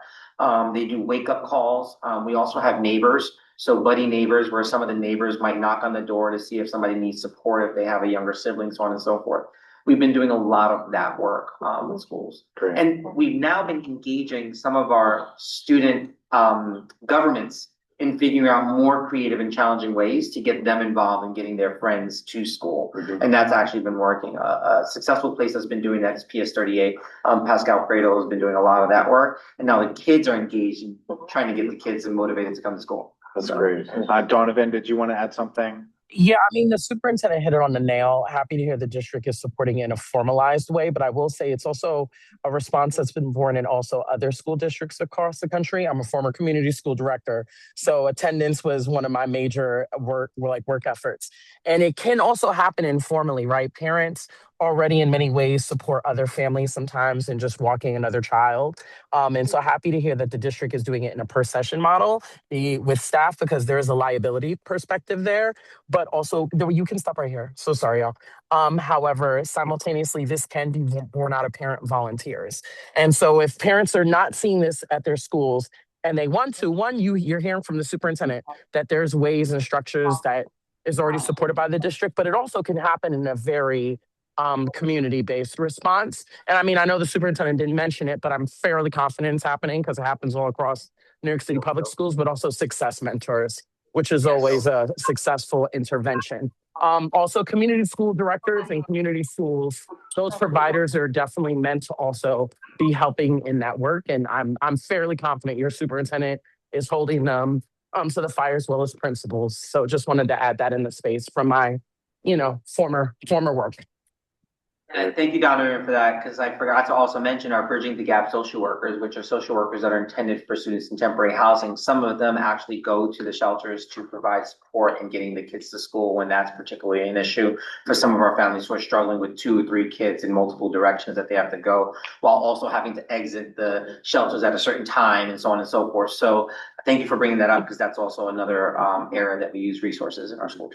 And Kim had actually asked in the chat if there can be more social workers in the public schools, the that again, I think, Kim, is an amazing question to bring up at the Chancellor's Town Hall when he comes into Brooklyn to discuss how we can provide more social workers, or at least resources to support those social workers and being able to do the work that they do with helping families. So I agree. So yes, thank you. Just a follow up to that question. I'm not clear, and I don't know if there's somewhere, or if you could bring it in, Superintendent, the data regarding how many social workers and community schools are in 15. I don't know if we'll have that before the I shared that chancellors. before. I'll check again this time for the month of March. So you want social workers, the data around the social workers and supports in schools, right? Are there any community schools? The specific. Yeah. We have several community schools in our district. We have, for example, 676 just got their NYU clinic finally. We're gonna do the unveiling of it, the ribbon cutting on February 27th, I think it is. And that delay has been because of me, because of scheduling. They're already working, but we just want to do a official. But we have several schools across our district that are connected to NYU clinics, and we're going to continue to push that work. And that's separate from some of the schools that are part of the community schools organization within the DOE, and we're pushing for more of that. I will share next month the number of social workers we have in our district, and then also the community schools in our district, so that you have that information next month. Great. So for the sake of time, I'm going to read one more question from the chat, and then we're just going to move to final questions from CEC members before we transition to some resume discussion. So Ann Weaver had asked if you can explain how the district is supporting schools and families in Sunset Park who are highly vulnerable to ICE kidnappings, as well as other dual language schools that may be more vulnerable to kidnapping by ICE. If so, what does that outreach look like aside from Know Your Rights trainings, and how can other schools support these efforts in solidarity? Yeah, so I want to be careful and measured with what I share, because these are public meetings, and I don't want to give away some some of the things that we're doing internally. Note that when a family is dealing with a particular crisis as it relates to deportation letter, court dates, having to be mandated meetings, we communicate with those particular families. When the schools are communicating that with me, at the central level, we're using Project Open Arms. Project Open Arms has several resources that are non-for-profit organizations that are providing support up to a legal counsel, so on and so forth, that are free. I know that some of the families have that on their own, but then when they get into a certain situation, those organizations are not helping them directly. So with New York City Public Schools and Project Open Arms, thanks to the work that Tamara Marr and her people are doing in partnership with City Hall, we're able to get those not-for-profit resources immediately for those families, so long as they consent. Once they consent, we provide that information to those legal teams to provide them ample support in those particular areas. As it relates to ICE sightings across our district, we as principals and district staff members have a way to communicate that information internally so that we're making sure we're protecting our particular communities that are most vulnerable. We have had several ICE sightings, particularly in Sunset Park as well as in Red Hook. So we've had it in both communities, and we've dealt with it swiftly and been able to keep our families in those particular situations safe. Sometimes the information that's coming to us is not necessarily accurate. So one of the things that we do is we work with our school leaders to ensure that we're hearing it directly from the school leader, what's actually physically happening, because sometimes by the time it gets to us, it's not the actual accurate information. For example, there was a lot of chaos around PS1 a few weeks ago, and there was this claim that parents were being arrested. That wasn't the case. A car was pulled over around the corner from the school. It had nothing to do with the school. They didn't come to the school. To this day, we have not had any ICE agents present in our schools or outside of our schools to arrest any of our parents in any particular way. I know there's been claims of that within our schools. But we have had ICE in the surroundings of our schools, which is very different. I don't know if it's, Yeah. I'm sorry to But interrupt. no, but I'll give you what. I'll give you what I'm saying about that. It hasn't been during the exact time of, like, for example, school dismissal. So when we've heard about it, for example, at PS1, when it happened 3 times now, it's been 6, 7 o'clock during these after school programs that are not even part of the school day or part of even the school. There are programs that use the space for, and when we're aware of that, we have measures to work with those particular organizations. But as far as it actually being during actual dismissal time, there have been a lot of rumors about those things. We haven't had that. So even when it happened at PS15, they weren't even there during the actual dismissal. There were comments that were made to us about threats that it did happen, but there was nothing that we could confirm at the school level that actually happened. So that's what I'm reporting here, that information might be shared from community saying, hey, we saw this person, we saw that, but it hasn't necessarily been something that we can actually confirm, because when our school leaders are checking, they're telling me it hasn't physically happened in our school, but there's rumors about it. It's happened down the block. It's happened here. It's happened there, but not directly at the school itself. So I hear you on that. Yeah. And I know that there's a limit to what any district can do or what school leaders can do. I do think there's real concern about the fact that, these schools are community hubs. These are the lifelines for neighborhoods, for families. And even when it's been happening related to after school activities that are happening at the school site, it's because they're happening at that school. They know that these are places where people gather. And so I think there is still, granted, like some stuff is just beyond what we can do. Right. And also, I think the fact that there are still these concentrations in the surrounding areas around, like where people are walking, it's the transit that's the scary part, right? So, it's very concerning for us as a district. So I don't want to belittle that. My comments were just about the facts that this has actually happened in our schools. It hasn't. Yeah. But the reality is, in the neighborhoods, there's been concerns, period, in general. And that's a concern for all of us. As a Latin man myself, it's concerning for me, like, what do I have to show? Like, I'm a superintendent, but do they really care? Because they arrested a superintendent in Iowa, right? So it's more of within our schools is what I'm answering to, that we haven't seen that. But in the vicinity, we have heard about it a lot. Yeah. Without exposing what we're doing internally as a school district, I could assure you that there's lines of communication amongst central office, district staff, and schools and community members within the community when those things are happening. I'm just very careful not to announce specifically how we're addressing it, because that could be a concern that we're putting some of our families in danger, and I don't want to do that. Camille, did you want to? Hi, everyone. Camille Casaretti, Brooklyn Borough President and appointee to the panel for education policy.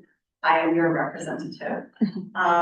Thank you for allowing me this opportunity to speak. I just wanted to add on to what Superintendent Alvarez was saying, just regarding what DOE is doing to support families.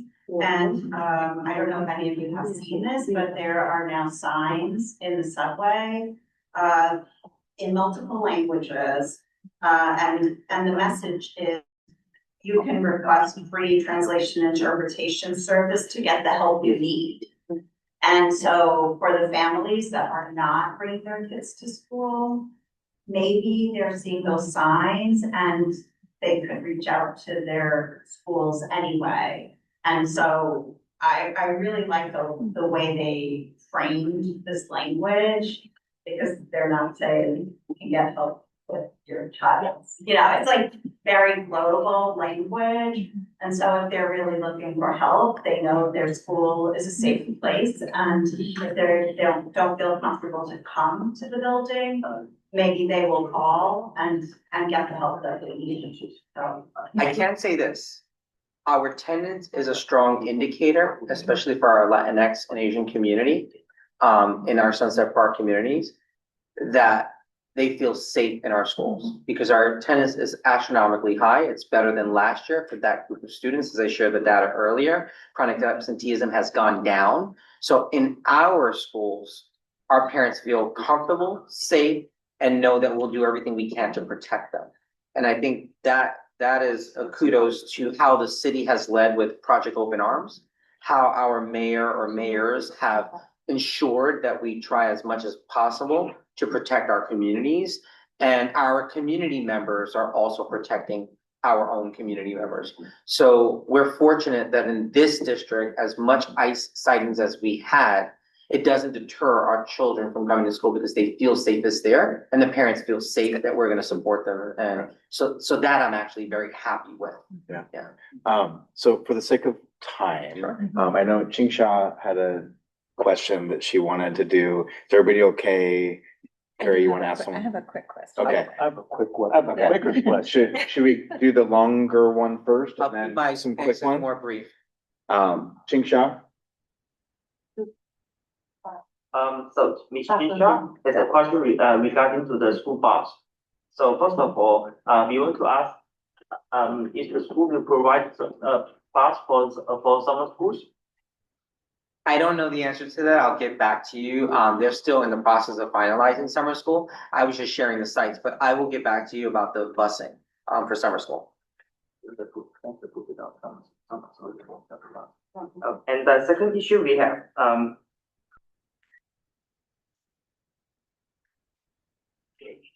so I wanted to take this opportunity to ask whether all the D15 schools also have the experience the instability with the bus services for the field trips or off-site activities. Because PS 516 have a similar issue. We have several instances where the driver did not show up or arrive on time, which will affect the students' learning experience. Because of busing is assigned to OTP, schools have very limited ability to address this issue directly. So you want to take this opportunity to... Yeah, I can answer to that. So right now, in the past month, there were 6 trips that had to be canceled as a result of the buses not showing up or showing up too late. The majority of those buses came from one particular company, which we have now gotten Kevin Moran, who's the Deputy Chancellor of Operations, involved in the conversations of what do we do going forward with this particular bus company as it relates to the services. So we are taking corrective action around these particular issues as it relates to this. Schools know that on a month, whenever they have a school bus that's not arriving for a trip, to let us know, because we've been documenting that as a district so that we can do it collectively as a district. I think each individual school, when they do it individually, it becomes a ticket number. But when it becomes a district issue collectively, it becomes something that we have to address at the central level, which is what we're doing. And that's why we've been taking on when those things are happening as a district, as opposed to letting every individual school handle it on their own. Great. Okay, now we're moving to quick questions. Kara? So I think my question is, it's not really something that's at this district, it's more of a global question. Okay. So the snow day went off mostly without a hitch, so thank you. That was actually really well communicated and went off. It was a little triggering for some of us, but it's generally okay. My question is that the computers that came home, the Chromebooks that came home, regardless of what grade the student is in, there's really almost unfettered internet access on those devices. You can get onto YouTube, you can get onto TikTok if you make an account, like you can get on a lot more sites than most, let's say, second grade, first grade, kindergarten families. Has there ever been an idea to like, I understand that it's citywide and there are high school students and they do need, I know they're not going to like porn sites, like I get that there are things that are not there. But has there ever been a thought of bifurcating it, that when younger kids are going on, that they can't access those sites? So it's something I We can had probably, students that didn't participate yeah. in the snow day because they felt uncomfortable because they couldn't watch their kid and they saw them, you know, watching YouTube and then they just pulled the plug. Yes, and let me look into it. So yes, the system, because they belong to the system, can regulate what can be seen on those systems. So that's one, right? So like when COVID happened, we can go and you can only go into certain links and certain sites. That still should be able to happen. The second aspect of it, there should be a way to do that. Right. Because the devices are linked to individual students. The system knows what those individual students are. I don't know what the capacity of DIIT is to change the level of what they can access in the system based on what's been assigned. But what I can go back to DIIT and find out if we can actually do that and come to at least some response here next month. And then what I'll do is I'll see if I can invite DIIT to kind of answer that question in more detail, or if they can put it in writing and I'll share with the CEC. And then if you want to invite them, I can have them be a guest to come speak on behalf of that even further. But I can definitely look into that. They should be able to do that because when we had the iPads, we can actually regulate what apps can be placed on there and what sites you can go on. In fact, it's interesting because some schools can access YouTube and some schools cannot. Some schools can access AI generated tools and some cannot. And that's based on the school leader's discretion to determine how they're using that tool at that school. I know my own child has a Chromebook that he had from the COVID era, and the login that I made for him is whatever it is, but he's now old enough, he knows how to log in on his DOE one, and he can watch all the YouTube that he wants, and I can't necessarily govern that. That's interesting. I will look into that. He's smart enough to have gotten around it. That's a good question. I'll look into that for DIIT. You got that. Thank you. Okay, next quick question. I have a lot to do tomorrow. Very quick question. I wanna end on a positive note. I don't wanna put you on the spot. But no, I'm very curious. I'm saying, isn't this like the more substantive reporting that you provided to us, which was very helpful, but kind of in the highlights and some of the events, I saw some of the great engagement of District 15 students in the spelling bee and the urban debate prep, both at the elementary and middle school levels, and just looking at the schools represented. I see a few that seem to be popping up a lot. Great. Are there any efforts, or has there been any thinking about how to engage some of the students from some of the schools that haven't really been as well represented? in kind of getting the teachers to put these opportunities in front of students who might have high potential to participate? So yes and yes, right? So many of them are participating. Part of the issue is how engaged are they at their school community when they get into the competition portion of the participation? Because if I were to show you participation, many of our schools, if not all, are participating in all of these events. It's just that, like, for example, even the spelling bee, several schools have representation in our district in the competition. It's just those are the schools that won. Sometimes it becomes the same schools because at the school itself, there might be putting funding for preparation of this. For example, you see middle school 136. Often 136 doesn't get seen, but do you know why 136 is doing so well? She actually has a debate period that she has the students learning literacy through debate. And that's part of her programming at her school, right? So some of it is the decisions that some school leaders make. So I would encourage you and any of our parents listening to, when you're hearing some of the things that we're doing as a district and you're not hearing about it at your school, encourage it at your SLT meetings, encourage it at your PTA meetings and wondering, and challenge your school leader as to why aren't we involved in this? And if we are, why aren't we more involved in it? Because we want to see our kids participate in this and being announced and so on and so forth. That happens even sometimes when I'm trying to celebrate at a principal's conference about like what's happening in your schools this month. And it's some of the same schools that send us the videos and the pictures of what they're doing. Now I have it on a schedule where everyone has to send me something. So I want to know what everyone's doing because everyone should be participating, because otherwise some schools don't showcase the great work that they're doing. They just don't do that. And so I'm pushing for that. So like Aladdin, every school is represented in that show. Every single school is represented in that show. Our Youth Equity Congress, every single school has representation on Youth Equity Congress. There is no opt-out of Equity Congress. Everyone's involved. You just might hear some schools more involved than others based on how the school takes that work at the school level. But like even the City Harvest, every school was represented in City Harvest. So when you're hearing that, it's district-wide. When you're seeing certain things, it's because some schools are sharing more than others. Right. And I hear what you're saying, and I know your school, so I have to do better with that school leader and showcasing some of the great things that are actually happening that's not being shared. Yeah. Right? Yeah. So I have to do a better job at getting them to give me that information. Okay. I think we're going to transition. I have one final question that it should be honestly the quickest answer. Okay.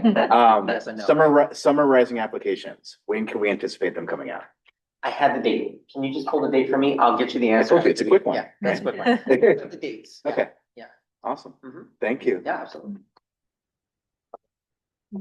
Is that it? Is that the application? Oh, March 3rd? March 27th. March 3rd. March 3rd? No, March 27th. Okay, I missed that on the slide. It's in. I think I gave it in the last one slide too. Is it on this one too? March 3rd Yeah. till March 27th. I think I was eating pizza at the time. That's okay. That's good. Sorry. I talk too much, so that's probably why you missed it. Wonderful.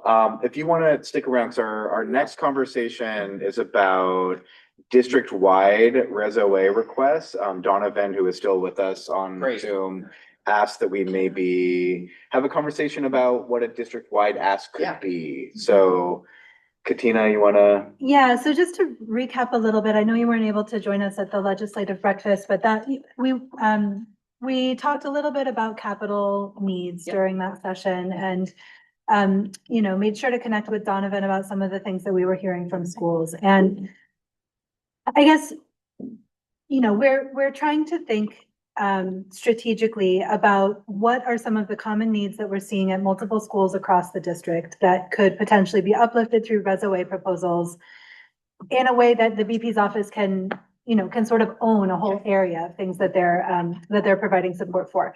My understanding is that these requests can only be capital requests. So things like programming, staffing, none of that is eligible, which is, it's something that a lot of the schools want and need, especially like after school support. But my understanding is that is not on the table.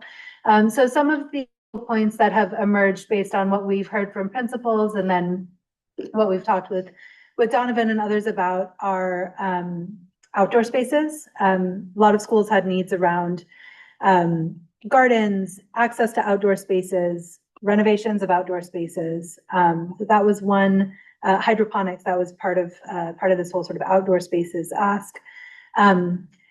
less appealing from a publicity standpoint is bathrooms. The number of schools that have just absolutely horrible bathrooms is like really not acceptable. Yeah. And it would be amazing if we could like district-wide sort of level that up. We know some of those are in SCA requests, but some of them are not.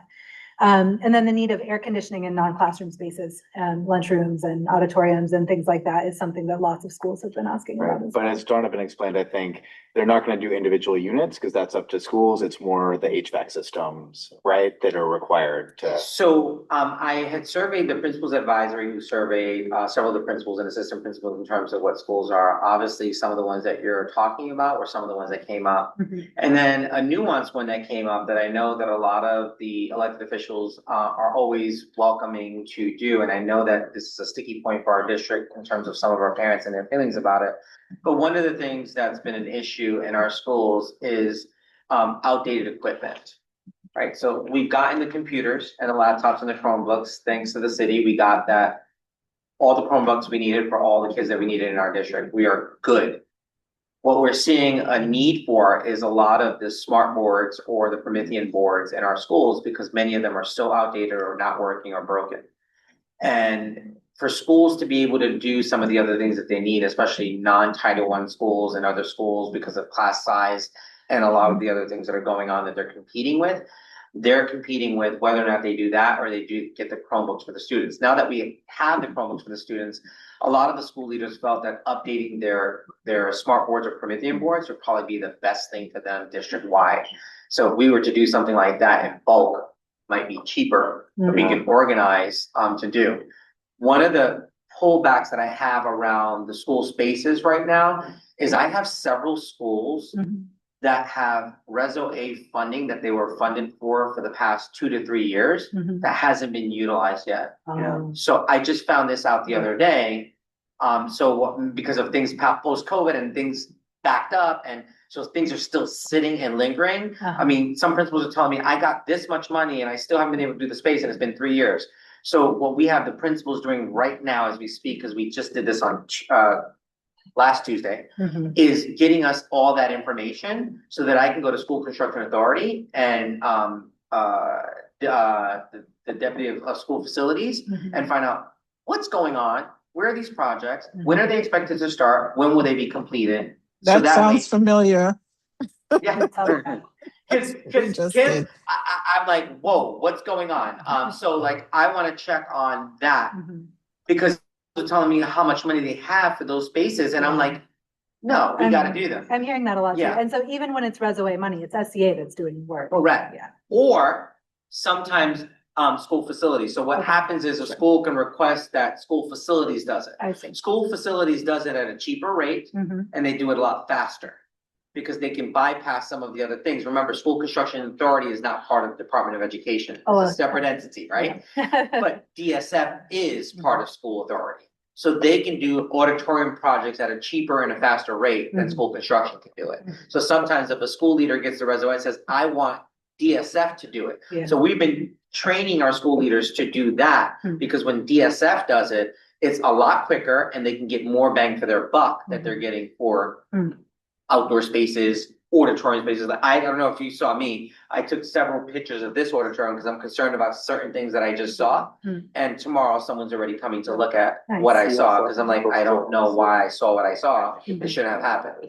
I can just tell you, for me, and I'm very transparent, I went to sit down right there next to you, Angela. Yeah. And the whole side banister came off and I almost fell and hit my face while I'm here today. I'm like, unacceptable. And Denise said, Principal Watson said, yeah, that I reported. I'm like, you didn't report that to me because if you reported that to me, let me send my email right now. Sent the email. They're coming tomorrow to look at it. But it shouldn't take that. Katina, we are on the same page with that. It shouldn't take that. Wow. So what am I doing? As a result of that, I'm now going to survey my principals to find out what are some things that are happening in your school that haven't been resolved for weeks. We have a new DSF, Anthony Salvatore. He is phenomenal. The moment you bring something to him, he finds a way to address it immediately, not weeks down the line. So I want to get all these and give them a timeline to get these things done. And you've got our list, right? Oh, yes. Okay, great. That list has already been provided. Okay, great. Thank you. Donovan. Yeah, Donovan, go ahead. Yeah, I was just going to add to what the superintendent shared, and thank you for taking that at a district level. We've been having these on a granular scale across the borough. Echoing the DSF, we've had a couple of principals that have just, the more experienced principals know that, but not all principals. And so happy to hear that's happening on a district level. What I will add is it's also important for them to maybe even note where or what elected's office they received at, because we will follow up, not just for any that have happened under this admin, but also under the prior admin. And I think other council members will as well. And so I just think it's worthy of also flagging for the electeds, which of their projects, I would say 3 years and older, still haven't taken place, because we can put pressure on that other side to get formal responses. Awesome. Thank you for that partnership. I'm definitely going to get on that. I started already. So I already have 3 schools. I know that one of the projects for PS24 is starting this summer. I'm supposed to start this summer. They finalized the rendering. That was 3 years ago. That's starting now. So definitely working on those. And would something like the superintendent is describing about like a bulk purchase of smart boards across the district, would that be something that would be pretty reso eligible? Yeah, I mean, again, Antonio really defers to communities to come and ask for the world, right? So I will say that that's technology. To the superintendent's point, it's cheaper. Technology also hits schools' budgets directly and quicker. So we don't have SCA lagged when it comes to technology. So that's why we're able, from an elected's perspective, able to get that to schools. So if that's what the district wants to ask for and the parent body, I just want to make sure all stakeholders feel that that's necessary, and it does not exclude other requests coming in for others from schools on other projects. I just want to also add to that. And again, and just echoing the bathroom sentiment, and I said this jokingly, it's not the sexiest thing for electeds, right? But it's not to say that Antonio wouldn't consider funding that. We're actually having that same conversation. It's really, this year compared to other years, this has been a number one thing that I've never seen this in this scale for bathrooms across the city be flagged as an issue. So D19, that was the sentiment at their legislative breakfast. D14 has been coordinating with us on a list. And so I don't know where the borough president is going to land on actual awards at the end, but it doesn't mean that schools shouldn't put in for bathrooms. I just don't know. I threw out the green spaces as another alternative, but if the district thinks that that's not necessarily the direction and we want to prioritize smart boards and get that done, let's get it done. It's up to the community. Okay. So we'll put the proposal together, Katina, share with you, and then what we'll do is we'll show how many can go to each school based on the funding that we would ask for, so that it's representation to every single school in the district. And that way every school gets a slither of some that will help close the gap for each of our schools. It literally came up with my school's SLT today. Yes. There you go. Perfect. Good. I just want to add, so sorry, Superintendent Alvarez, also feel free to put that in on behalf of the school. Don't wait, because if the school leader doesn't put it in, I would hate for the borough president to consider it. Perfect. We're going to put the proposal together, share with CEC so that there's community input as well from the CEC as to what they think in terms of what numbers we selected for each of the schools. And then we'll put the application ourselves. So we'll work on that. Camille? I just wanted to add, in case it was off your radar, that the deadline for funding is February 19th at 5 p.m., not at midnight. And then also you could consider yoga room, dance room, like rooms that you can still use as classroom space. Some of the class size mandate that might be hard to just move up an actual classroom. But regarding air conditioning, there actually is an assembly bill now. It's A2717 for air conditioning grants for schools, and it allocates $50 million from the state. So that has not passed. That's a new bill that just came online. But I would suggest, maybe you guys write enough support and for more money, because 50 million is not going to go far for all of years. So, but at least that's on their radar, and that's really good. Great. Thank you. I'll share some info with the CC president offline of how you could probably get some of those bathrooms taken care of soon. Okay, excellent. Thank you. And would you be willing to share, I'm sure you've already done it, but it came up again in my school's SLT, just share the Resume link, direct link to all the schools, to all the principals. Yeah, so all they the can kids already submit have it. I know. So it's on the Yeah, they admin should notes, have it. so they get a weekly admin notes that Okay. actually where they can click the link. Yeah. If we can just send it directly to the principals with a high importance to ensure Yeah. that they're doing those particular things Yeah. separate and letting them know that we're gonna do the technology thing as a district. So I just for thought, food for thought, I'd say. Suppose a school is not into smart boards in terms of a mode of instruction. They're more interested in a garden or is there any way to say like you don't have to take this or I don't want it sitting in somebody's back room because that's not really on your philosophy and or give them something to check off and say this is the other option or another option or is it that when we present this to the borough president's office it has to be for everyone, it has to be a massive order that will cover all schools? So Kim, this is twofold from my perspective, and Donovan, you can jump in at any point, but this is twofold from my perspective.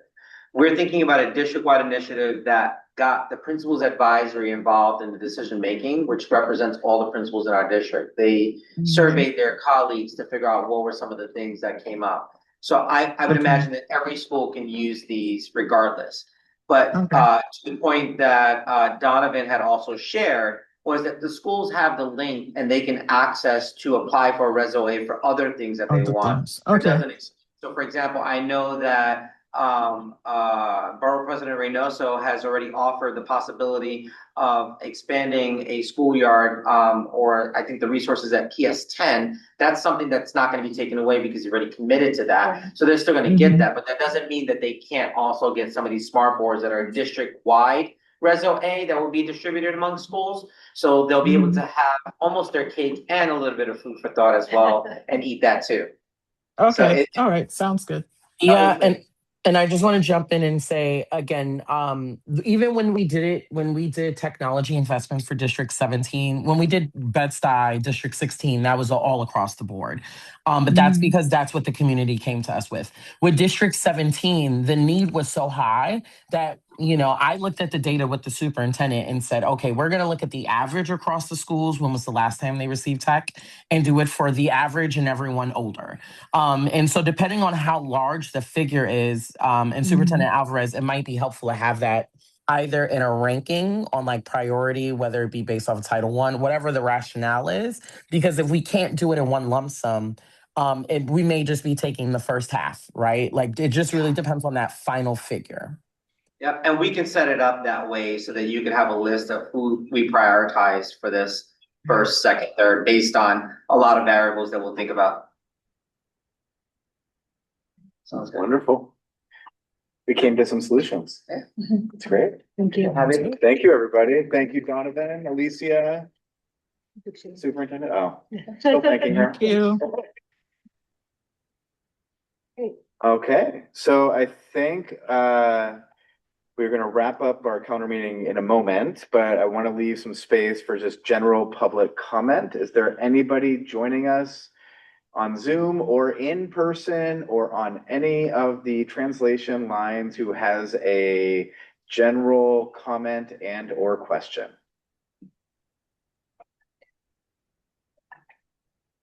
Okay. You're part of the public. Yeah, Camille. Just a couple of announcements. Yes. Are you aware that the Chancellor is coming to Brooklyn on February 28th and March 24th? We shared that at the beginning. Okay. Yeah. So the next PEP meeting is February 25th, and that's at Long Island College Hospital. But there is a Brooklyn PEP meeting in March, March 25th at 6 p.m. Telecommunications High School. That's in Bay Ridge. Our train to Bay Ridge Avenue. It's very easy to get there. So as I'm sure you're aware, the PEP will be voting on the reciting of grade 3 from PS 516 and the new D75 site. If you're able to send a letter, support, or whatever you'd like to do, I would encourage you to do that. And yeah, that's what I have to report. And just again, I'm here for you and the community, whatever you need, please let me know. Great. Thank you. Thank you. Donovan, is this a new hand? Yes, so sorry, and I apologize for taking up so much space in this meeting, but just a couple of non-related stuff, or related but non-related. One, I just want to flag the mayoral control hearing happened today for those that were not aware. And I don't think it's common knowledge that folks can still submit remarks or testimony 72 hours after the hearing, wherever your position stands. I will also be sharing the borough president's testimony that was drafted just for CEC's awareness and all our appointees as well. And then the final flag I was going to just say is this is, again, an open invite. I know I mentioned this at the Ledge Breakfast, but Superintendent Alvarez, just because you're also in the space, as we're preparing for DOE's Civics Week, we highly encourage for schools to consider using Borough Hall as a space, either for open soapbox, Soapbox NYC, or any kind of civics related activities. Would love to just host more students at Borough Hall, but ideally in that week, and folks can reach out directly to me. And so that's it for me. Great. Thank you. Donovan, what dates is DOE Civics Week? Yeah, so it's the second week in March. So schools, it should already be on their radar. And I feel as if your district does tend to have robust programming, if I'm not mistaken. The superintendent can correct me. But yeah, it's the second week of March. We also have our team summit, but that's with our Brooklyn North and Brooklyn South high schools. That's going to be at St. Francis College. We will probably invite probably CEC presidents. They just kind of want to see the work in action. But would love to do something with our middle schools and elementary schools at Borough Hall. Nice. Okay, Katina? I just have a quick sort of general comment about accessibility of meetings. We meet in schools to be able to be in the community, and I think as folks in the room can see, that's not what always happens. And I know that the Education Council Consortium, which Camille does a lot of leadership work for, recently had a legislative roundtable. And one of the things that they floated was to advocate for CEC meetings to not be bound by the same open meetings laws rules that require us to meet quorum in person. It is really a significant burden for a volunteer group of parents to get here. We're here, the community is mostly online. We're all here on our laptops. We're looking at the slides on the laptops. We have members with new babies who are joining us online. It just doesn't make any sense. And so I know nobody in here makes the decisions about that, but it feels like an elephant in the room to me that we can't even talk to each other when we're on a long table like this. Who are we talking to? So that's all for me.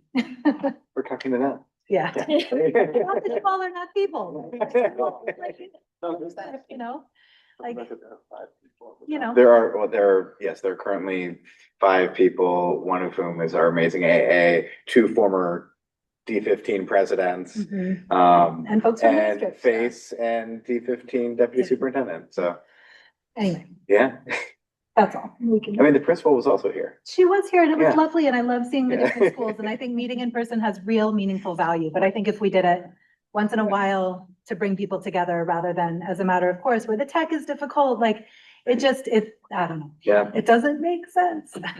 Angelica, did you want to? Yeah, real quick. I just wanted, as we were talking about ICE, and I feel very supported. I think our schools feel very supported by our district. But I also just want to point out, I don't know how else to say it. Our public schools are a government entity, and so you do have to be careful about what the information we share. All of the chats that are happening can't be publicly distributed because of the nature of this work. we're all talking about it. We're all in the loop. And so if your school has something or you want to get connected, all our emails are on our CEC website, cecd15.org. I know there are lots of groups coming up with ideas. I understand we don't want to terrorize the schools that we're trying to protect. And so that's so important.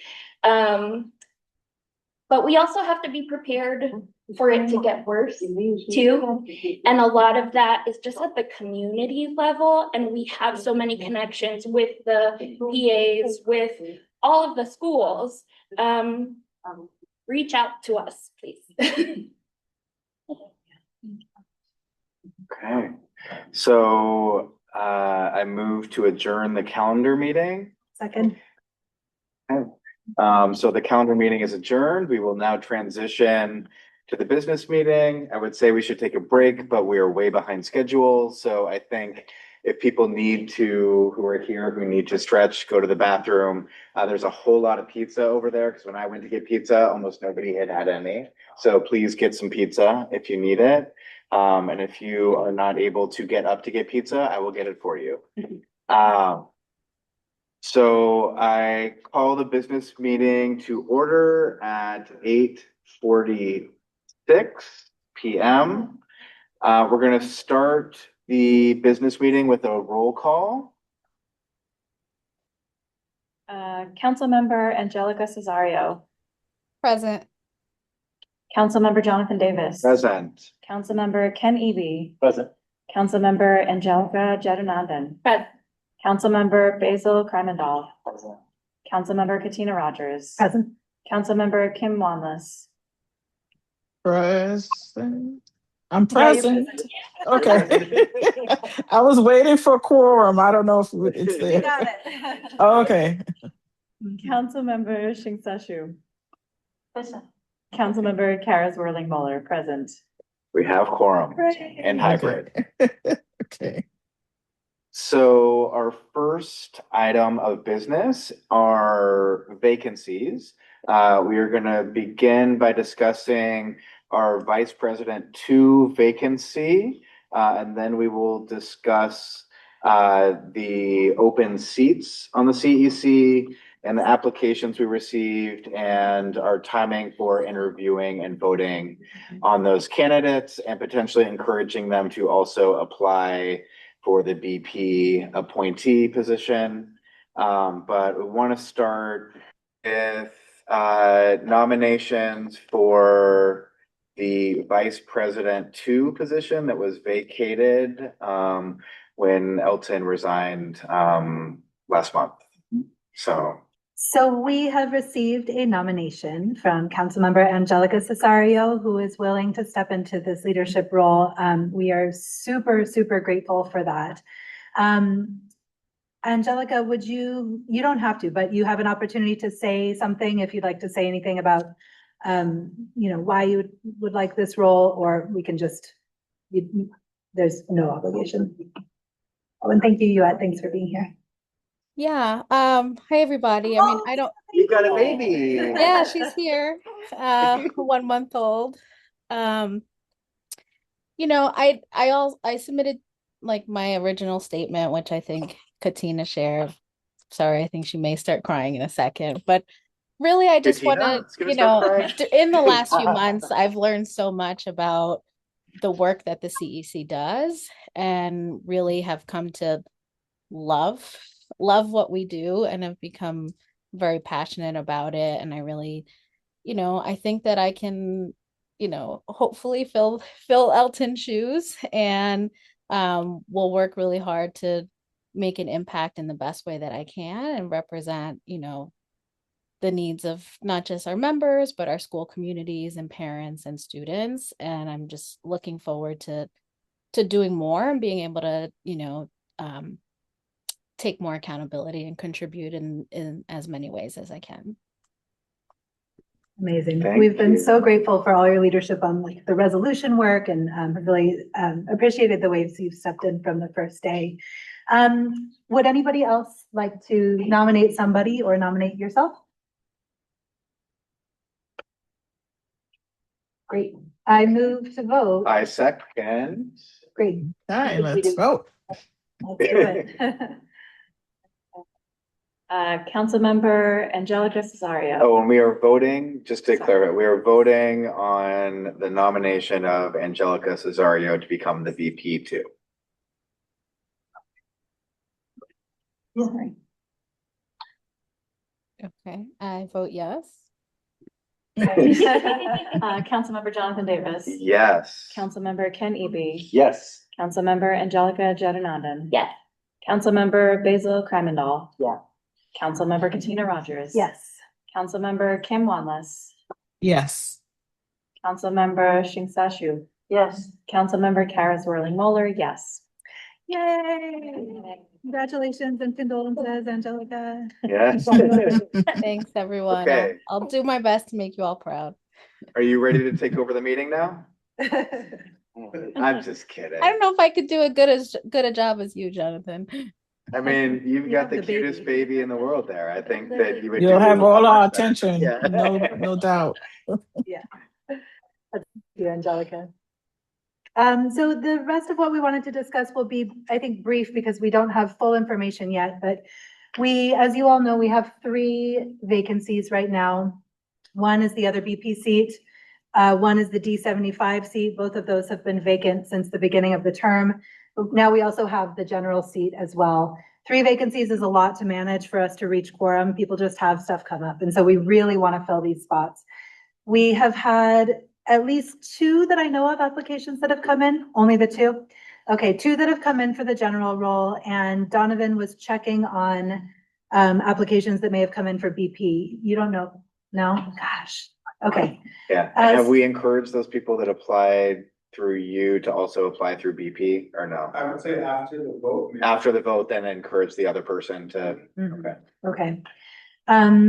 So we've been putting this out there, through the legislative breakfast, through our email communications, but any points of contact that you have within, your communities, it always comes, it carries more weight when it comes from someone that people know. So if you know folks who would like to get more involved, I think for the BP seats, it's okay for someone to serve if they are, even if there's somebody else whose school is already represented, whereas for the general seat, the schools all have to be different.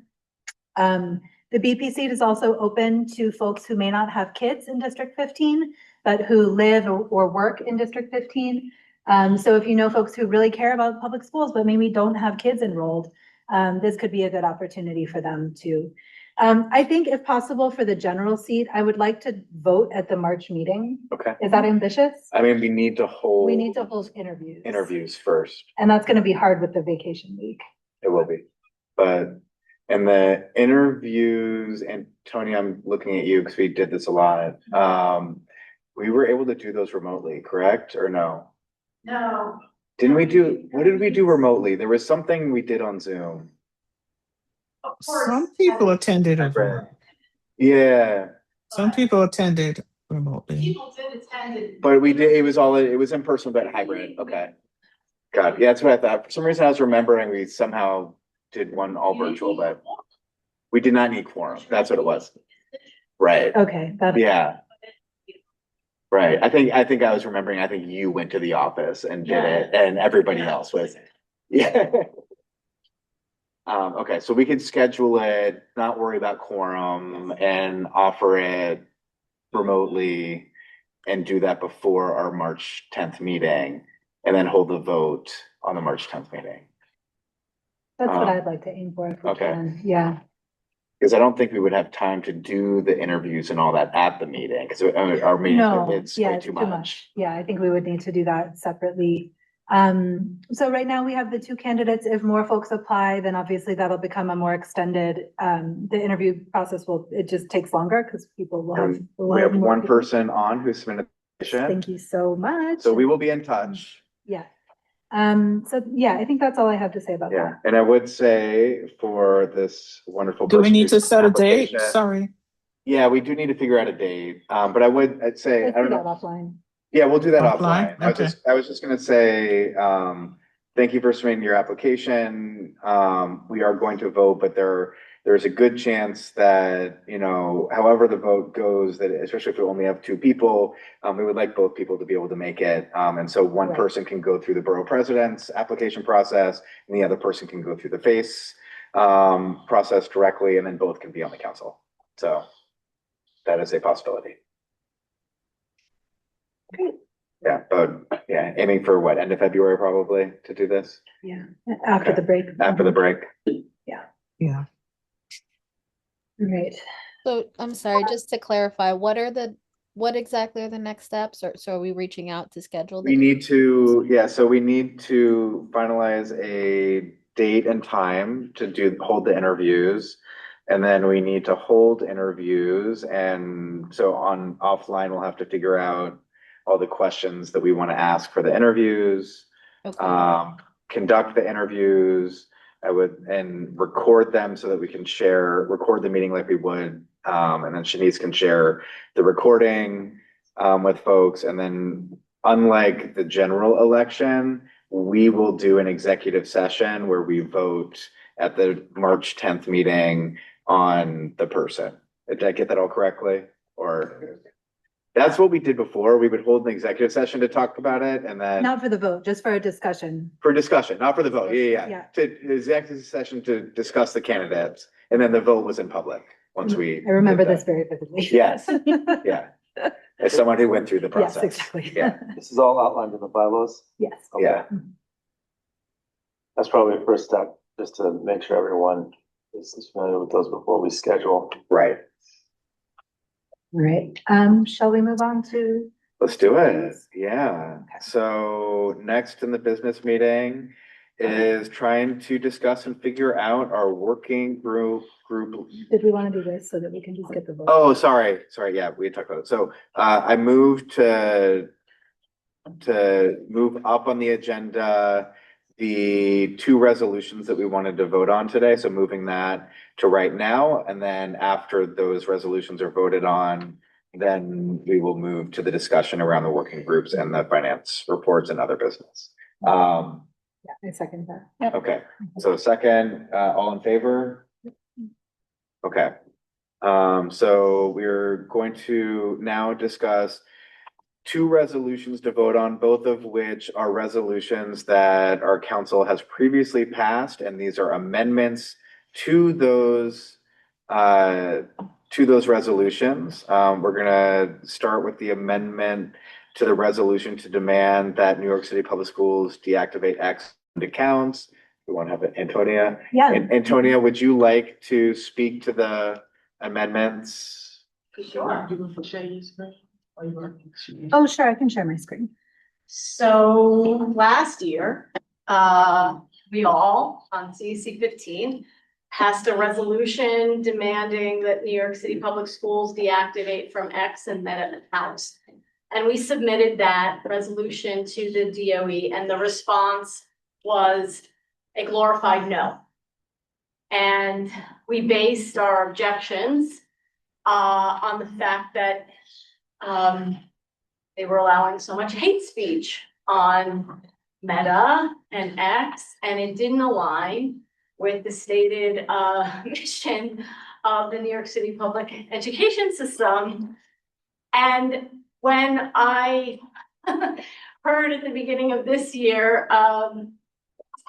about Grok and how Grok in a matter of a week had disseminated like 4.4 million child sexual images online, I was like, we need to amend this resolution and resubmit it to the DOE because that does not align with the stated values and mission of New York City Public Schools.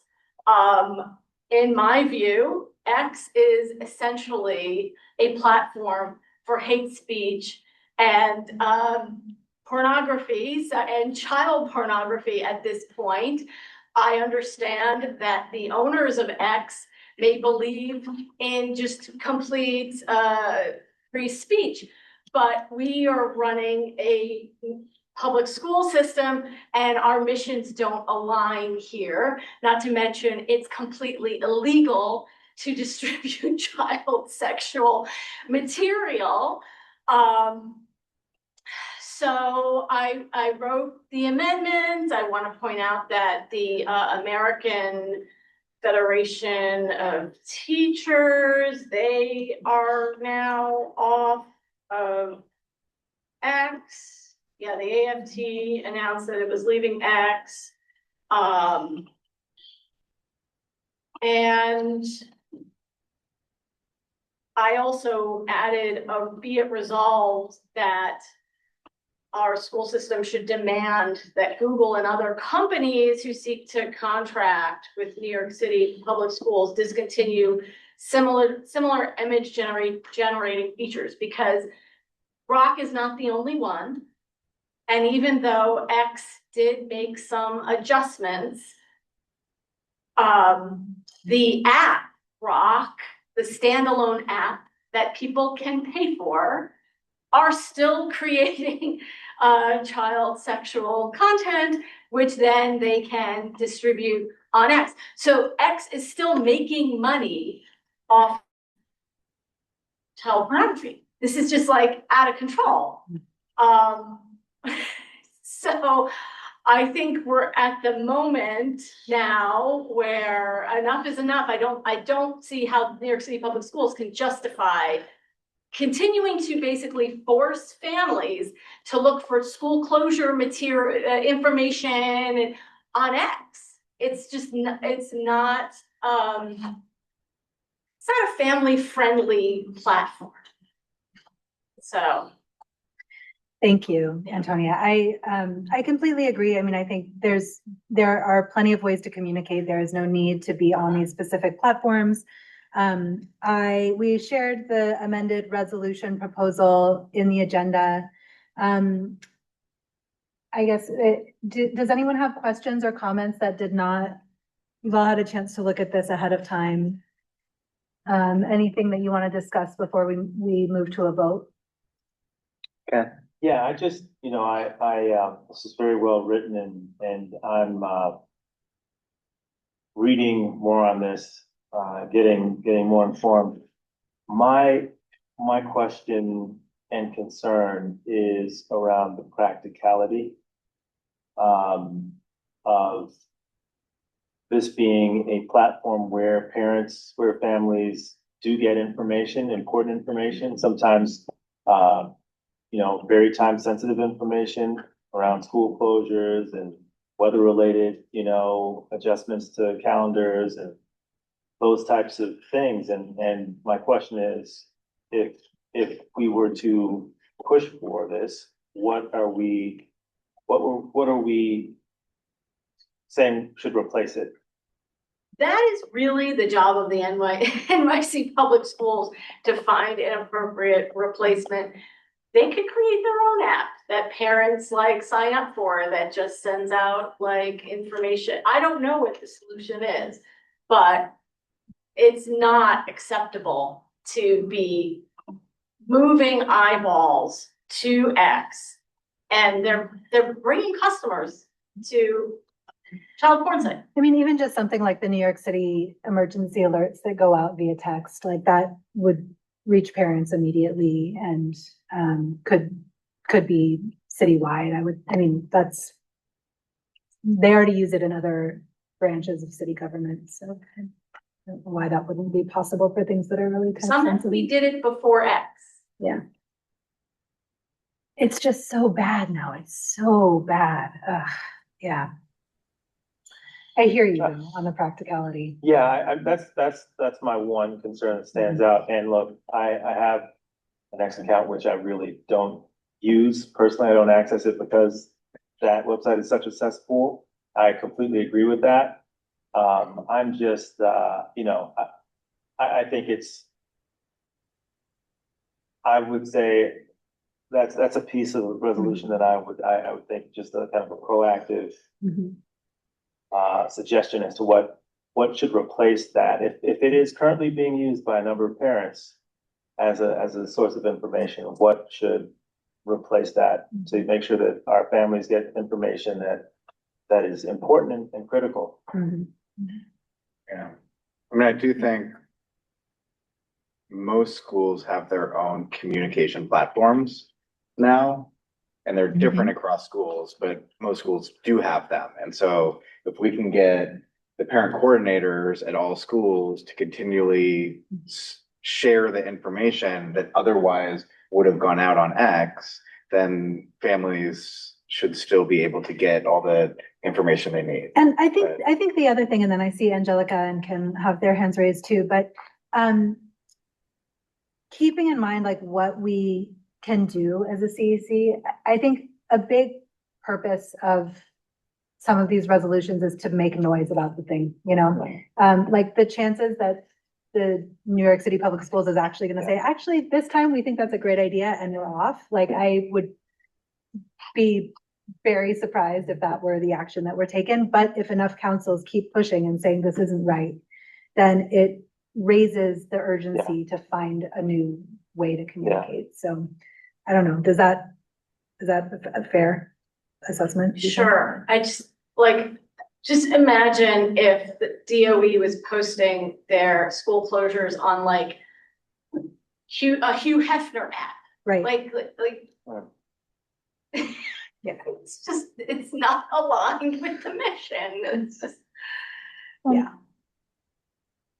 I guess the one comment that I would make, I mean, I 1000% agree about X. I don't think there's any purpose for us to be there. I don't think anyone is really accessing the thing there. I think a lot of people have deactivated their accounts. It is not, I don't think that there's anything useful there.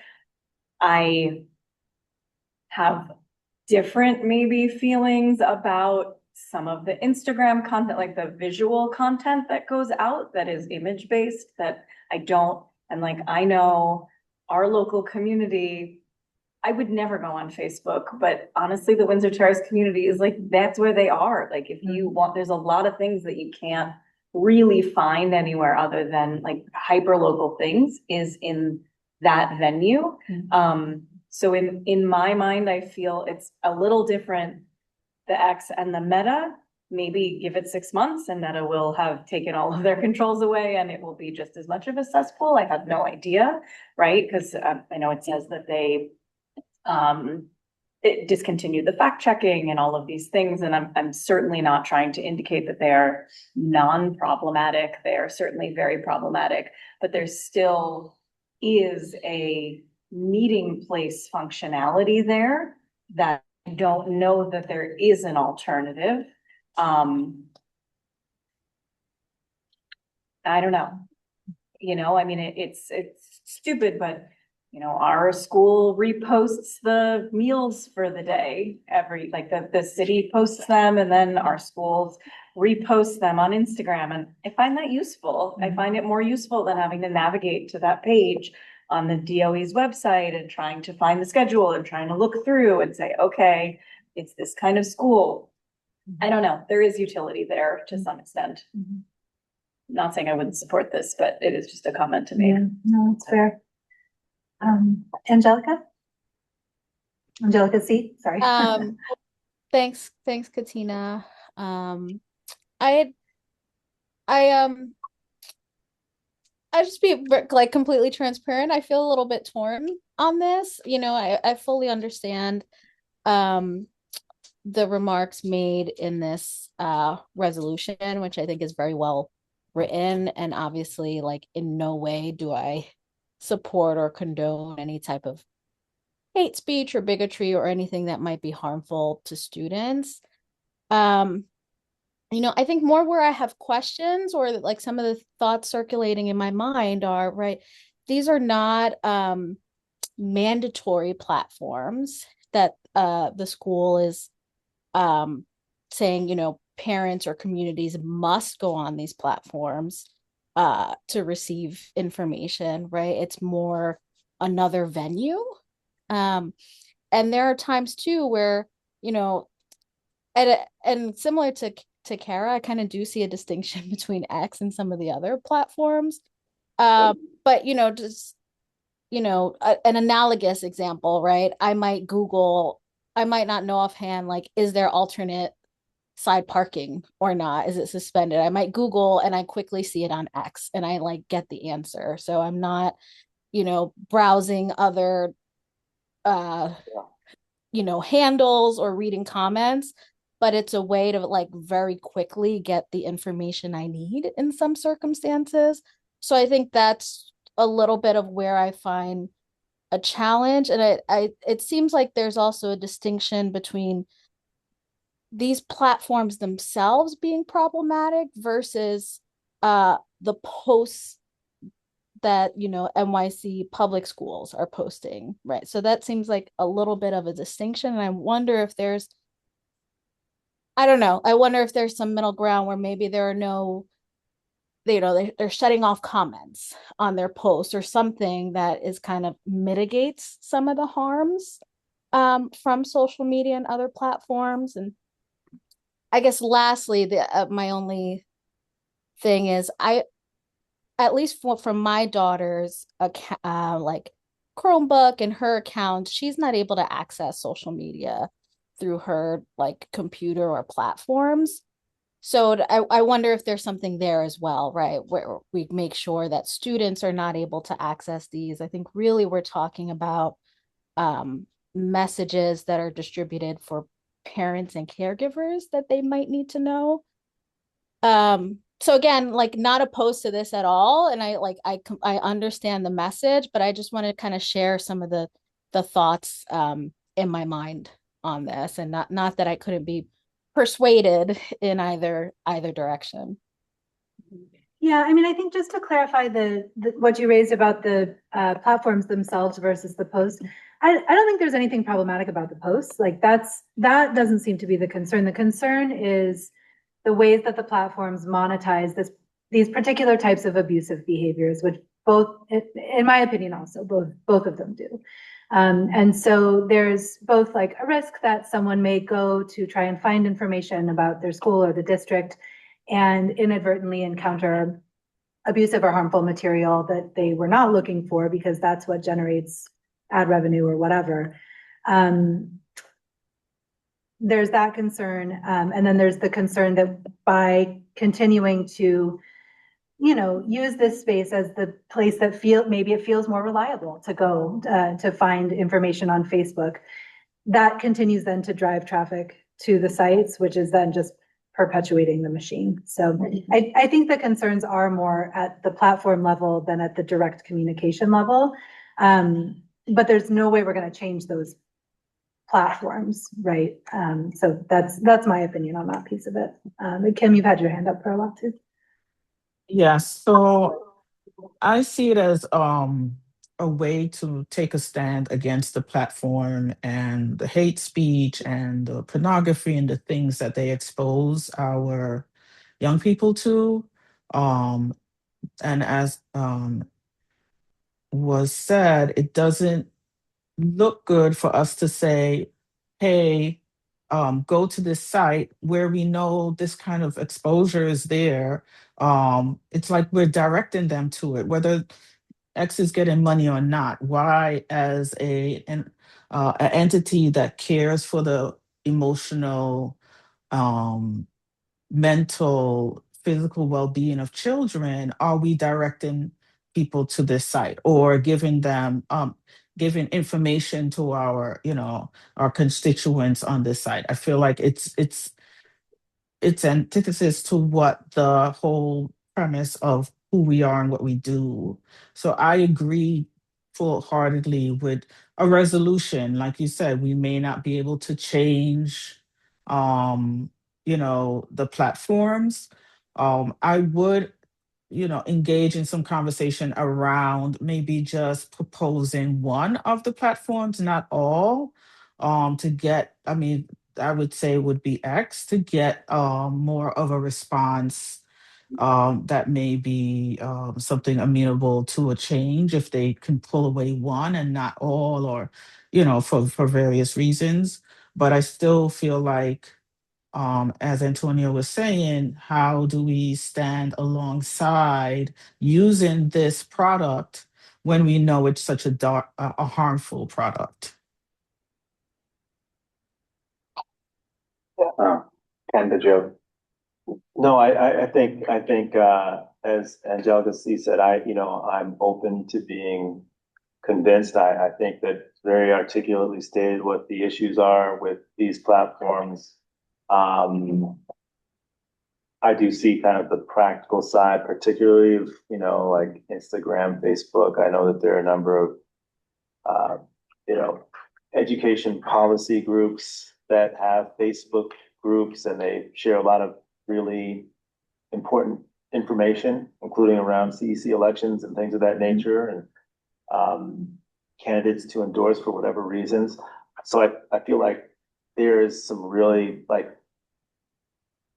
important information content that is being shared, information shared, there's also misinformation shared. But I'm also thinking, I don't know that it costs us anything to to vote on and put forth a resolution of the sort. I'm just thinking in terms of what is most kind of emergent to me as some of the issues that technology and technology companies, the harm that they're doing, particularly to our children. And I'm thinking more along the lines of issues like our colleague emailed us about around, these online games like Roblox. And, these are literally providing an entryway for, harm doers, evildoers to connect with our children. And I think that if we have, somewhat limited bandwidth, I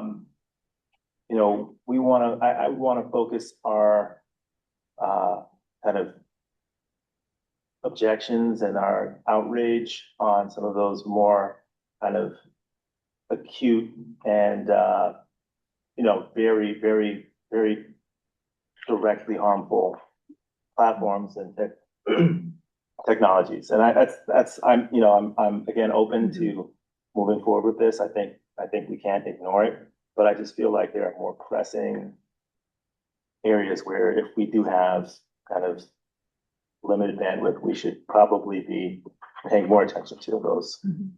Yeah, I hear everybody. I'm not sure that we've got the votes. Let's open to public. So public comments on the proposed resolution. Camille?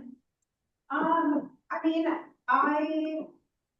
am aligned with the resolution and the thinking behind the resolution. I think that these social media sites really don't align with the DOE's mission, which is to educate our children to ensure that they are safe under their watch, that they are educating about all the problems with social media.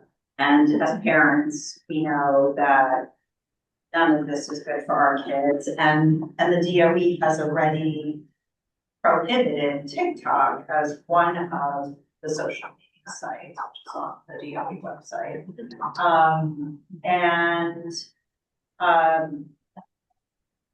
Like they're listing the sites that are generally accepted at the DOE, /Twitter, Facebook, Instagram, Snapchat, YouTube, Threads, Blue Sky, and Flickr.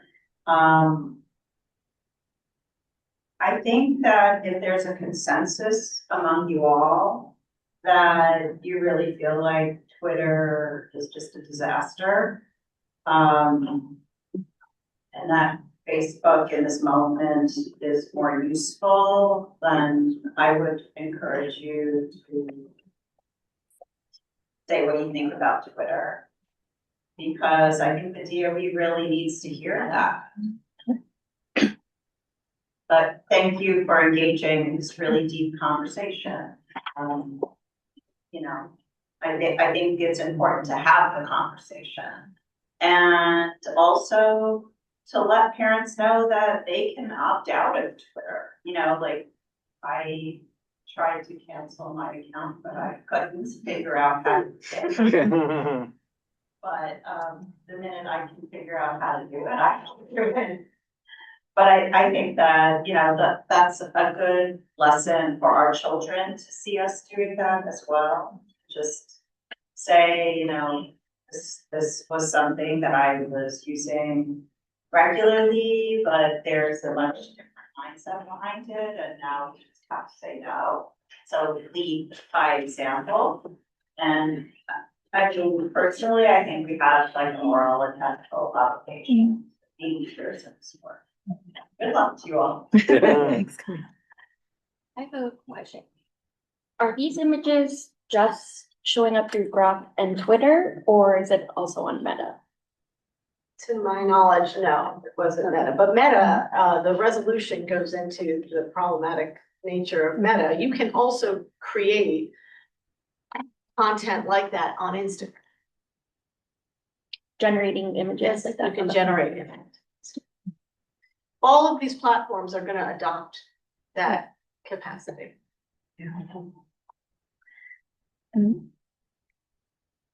I guess I will just say, I find your arguments very, very persuasive, and yeah, I mean, I think it does make sense for us to take a stand and to say this, even though it may not, be convenient or be whatever, you know, I mean, I think, I hear what you're saying about the DOE being responsible for finding another method to communicate, but I think it also is incumbent on us, if we make this kind of a statement, that we also try to give that some thought of how, you know, if people are being served by this, I just hate to cut off communication, but you're right, these places are vile. I'm just pretending that you know. It's tricky because like some of the meta stuff is because it's not on our radar as flagrantly bad as X is. To me, it feels a little more insidious because like as we think back to the past couple of elections, for instance, like Meta was directly involved in disseminating some of the misinformation that has led to the outcomes that we're in. No, and I think it's more, I think it's like, I'm ready to throw Facebook, you know, out the door. And it's, you know, there are certain parts of Instagram and then WhatsApp, which is like the tool, of schools communicating or groups of parents communicating with one another. So that is, but none of those are DOE sanctioned for the most part. So I guess that's a different story. But that's certainly a humongous, feel like I'm only on WhatsApp because of the schools. Yeah. Angelica Cesario. Thanks, Jonathan. And thanks everyone for the robust discussion. And I do find many of the points very compelling, particularly like what Kim and others said around like the importance of taking a stand. And I do feel, you know, and I agree they're all problematic. But I think some maybe are more functional in some ways than others. You know, X, I think probably being the worst, which seems to be the largest consensus right now.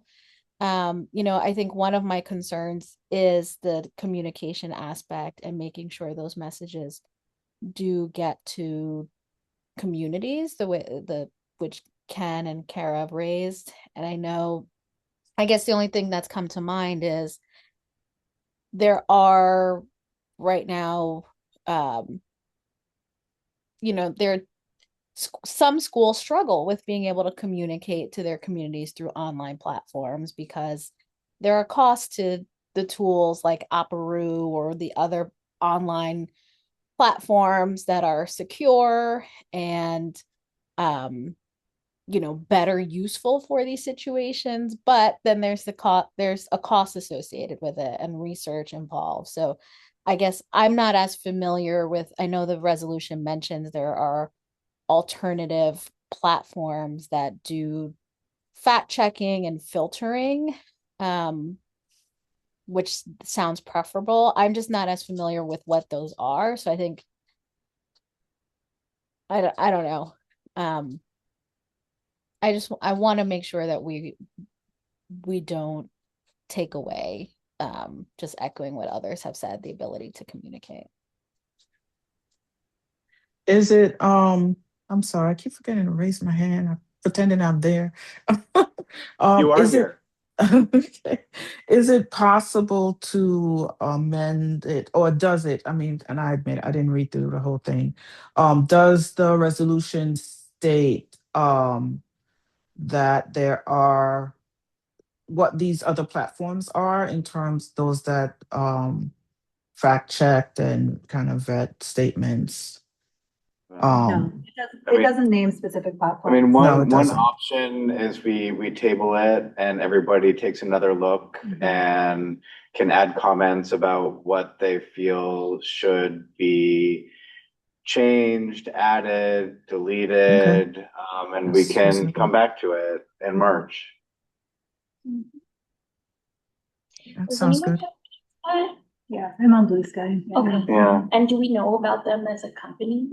And right now they're better. Will they always be better? Blue Sky. You know, I think, so I'm just also mindful of time. Sorry, Yeah. Jonathan, I know you're running this meeting, but it's 9:25 and we still have happy to another pass it off. resolution to get through, as well as some other things to discuss. It sounds like there is broad support for what this resolution is standing for, but some disagreement in the details. And it sounds to me like it would be beneficial to table it so that everybody comes into the vote feeling confident. Would that be all right if we table this until March and everyone commit to reading it and make comments so that you feel like you can stand behind it? Even if that Yes. means it's some scope. Okay, Yeah. great. All right, so then the other one is about Omni. I'm hoping this one might be straightforward. So, Can also, we, thank you. yes, I was just gonna say, can we thank Antonia? Yeah, Yes. this is, I find it to be super important and I really hope that we get to a place next meeting that, that it can move forward. It's becoming, the problem is becoming increasingly acute.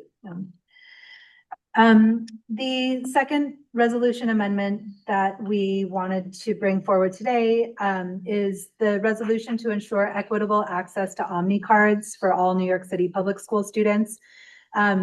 We approved this last year, and then for those who were at the legislative breakfast, you know, we heard from student advocates who were talking about, you know, what their experiences are and what they've seen among themselves and their fellow students. We know that, you know, regardless of the distance that students may live from their schools, they may need transit for after school or for other activities. People who rely on busing transportation may still need Metro cards to be able to get to where their bus stop is. There's lots of reasons that all students need access to this. Oh, yeah, sorry. I'm thinking maybe we just go to the be it results that were added. Yeah.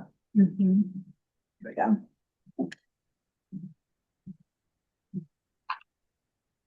So, the student advocates suggested to us that this resolution could be strengthened by adding that that we resolve that Omni cards be expanded to provide unlimited rides all year to active public school students. It's a big ask, it costs money, but it's not impossible.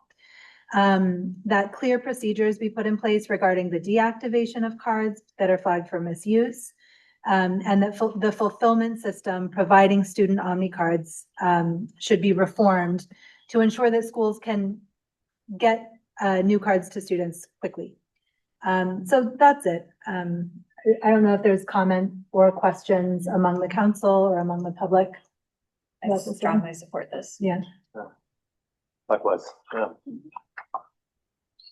No questions, I support it. One question, Katina, I fully support. There's a clause, I just want to make sure I fully understand. There's a clause in the resolution, an amended clause. Be it further resolved that clear procedures be put in place regarding deactivation of cards flagged for misuse.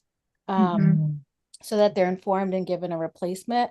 My only suggestion, this might be like adding a wrinkle, is to also add that they're to amend it to also include like some sort of due process so that they can appeal if a card is deactivated, right? And you know, there may be some, I mean, I think probably the other clauses kind of maybe guard for this, right? But it sounds like right now it's just deactivated and then that's kind of it, right? So that if it is, they can make an argument, you know, in support of, you know, the use of the card. And the way that it's worded is also a bit confusing. It's like it's flagged and then it's deactivated and then they're given a replacement, which would mean, I mean, I feel like it's being deactivated because the student was misusing it. So then replacing it doesn't really solve the problem. And I think that How was I what. read this, Yeah, that was the I read this comment they differently. made. I read the misuse. I read this a little bit differently, Jonathan, and maybe to your point, maybe it just needs to be verified. I read this to mean somebody other than the student is using the card. And so it is deactivated and then that student gets a replacement card. I see. Yeah. Is that Kara? I don't, from the breakfast, I didn't remember the exact. Breakfast, I mean, I think they were talking about how it often felt very arbitrary why they were deactivated, and then their school would just give them a new card. But sometimes the school didn't have enough cards, so then there'd be a lag. So it would be deactivated and flagged, I don't know, 2 wipes in a row or something like that. And, but sometimes it doesn't, you know, she made it sound like it felt to the students like there was, like it was very, arbitrary how those were flagged. And when they were looked at, they got a new card anyway. So why are we even doing this? Well, the bottom line is that they cannot deny the student a card. So even if they feel they're misusing it, to deactivate it is just making the student come to the office or to speak to someone about the use or misuse of the card, and then they're gonna give them another one anyway. So it may seem arbitrary, but it's a situation where they're trying to mitigate students misusing the card, giving it to somebody else, or that kind of thing. Right. So they're being properly informed about why their card was deactivated. And then once they understand that, they will be given a replacement? Yeah, once they go to the office and told, now the conversation around why it happened and denying it happened, and like you said, due process, that's hard to do because it's not something that's happening on school grounds. There's no proof for, it's hard to have that any conversation or proof or evidence of not doing wrong. In which case, maybe the appeals process idea that Angelica raised maybe isn't so helpful. Yeah, it's not even necessary because they're going to get a card anyway. They're going to get a new one. Okay. So maybe it's more about that if a card is deactivated, there's a required discussion that has to happen between the student and people at the school to discuss what might have led to it and things they should try to avoid in the future before they get a new card or something. I mean, it could simply be like when they sign for their card, they sign an agreement on how they're going to use the card and a statement that says, if a misuse is happening, your card would be deactivated and you'll have to come to the office to have a conversation about why it was deactivated. So some sort of a simple contract or agreement. Once they sign for the card, I think it's on the back or something, they're told how they're supposed to use it. But if the students feel like it's being arbitrarily taken from them, maybe there just needs to be more of a system of conversation around why. So I added a clause, just a part of this same clause actually, that maybe could capture this. The cards are flagged. The clear procedures be put in place to ensure that affected students are properly informed as reason, and then promptly given a replacement. Yeah. Yeah, that's pretty much it. I'm going to move to vote. Sure. Yeah. Okay. Second, with the changes? Yeah, to vote to approve this amendment as revised during the course of discussion. Second. Great. We didn't actually have public comment. I opened it up to. Oh, did we? Okay, Nobody said got anything. it. Beautiful. Yeah. Okay. Okay, Councilmember Angelica Cesario. I vote yes. Councilmember Jonathan Davis. Yes. Councilmember Ken Eby. I vote yes. Councilmember Angelica Jadunonden. Yes. Councilmember Basil Krimenbell. Yes. Councilmember Katina Rogers. Yes. Councilmember Kim Wanless. Yes. Councilmember Shingsa Shu. Yes. Councilmember Karis Worley Moeller, yes. It passes. Great. Okay, we need to be out of here in 11 minutes or to mobilize in 11 minutes to be out of here. So looking at what we have remaining on the agenda, we want to discuss working group launch. I think we need to do that offline and figure out whoever's leading working groups, when they can gather the names of people who have shown interest, and then try to get one meeting on the books before the next CEC meeting is maybe a good goal. Yeah. And we can talk about that. Yep. But I want to move, if you're okay with it. Can we just confirm that these council members want to be on these committees? Because that'll make it a lot easier. Sure, I'm just worried, this is the reason why. Okay. We need to make budgetary decisions about moving money Got it. this meeting before, what are the deadlines, Shanice and Anthony? It has to happen today, right? Okay. So let's move. The budget has to be voted If on we today. are voting on moving any money to be able to use it, So if you're talking about technology, Yes, yes. okay. If you're talking about other things, no, still have until March. till after our March 10th meeting, If it's technology based, the deadline is tomorrow. okay. What's the March? March is. What's the March deadline? Other supplies. Do you remember the exact day? But is I'm it, looking at it now. Okay, so, March 2nd is before our next meeting? yeah. Okay, so we need to make those decisions in the next 10 minutes. Okay, because we're not. Okay. Yeah. So we just need to decide where to move around. Yes. Usually we're approaching about $6,000 having spent so far this year. Last year we gave back like 19 grand, which is what we'd have around left now. We were talking about having in the budget money to sponsor event, or how else are we gonna spend this money so that we're not giving it back? And I know CEC 13, they're sponsoring an event for transability. PS 39 is putting on one. So I put that on the list. I've created a list of ideas. I don't think we have to come up with all the ideas right now. We just have to be able to say, this is how much money we'll put towards these ideas, right? So where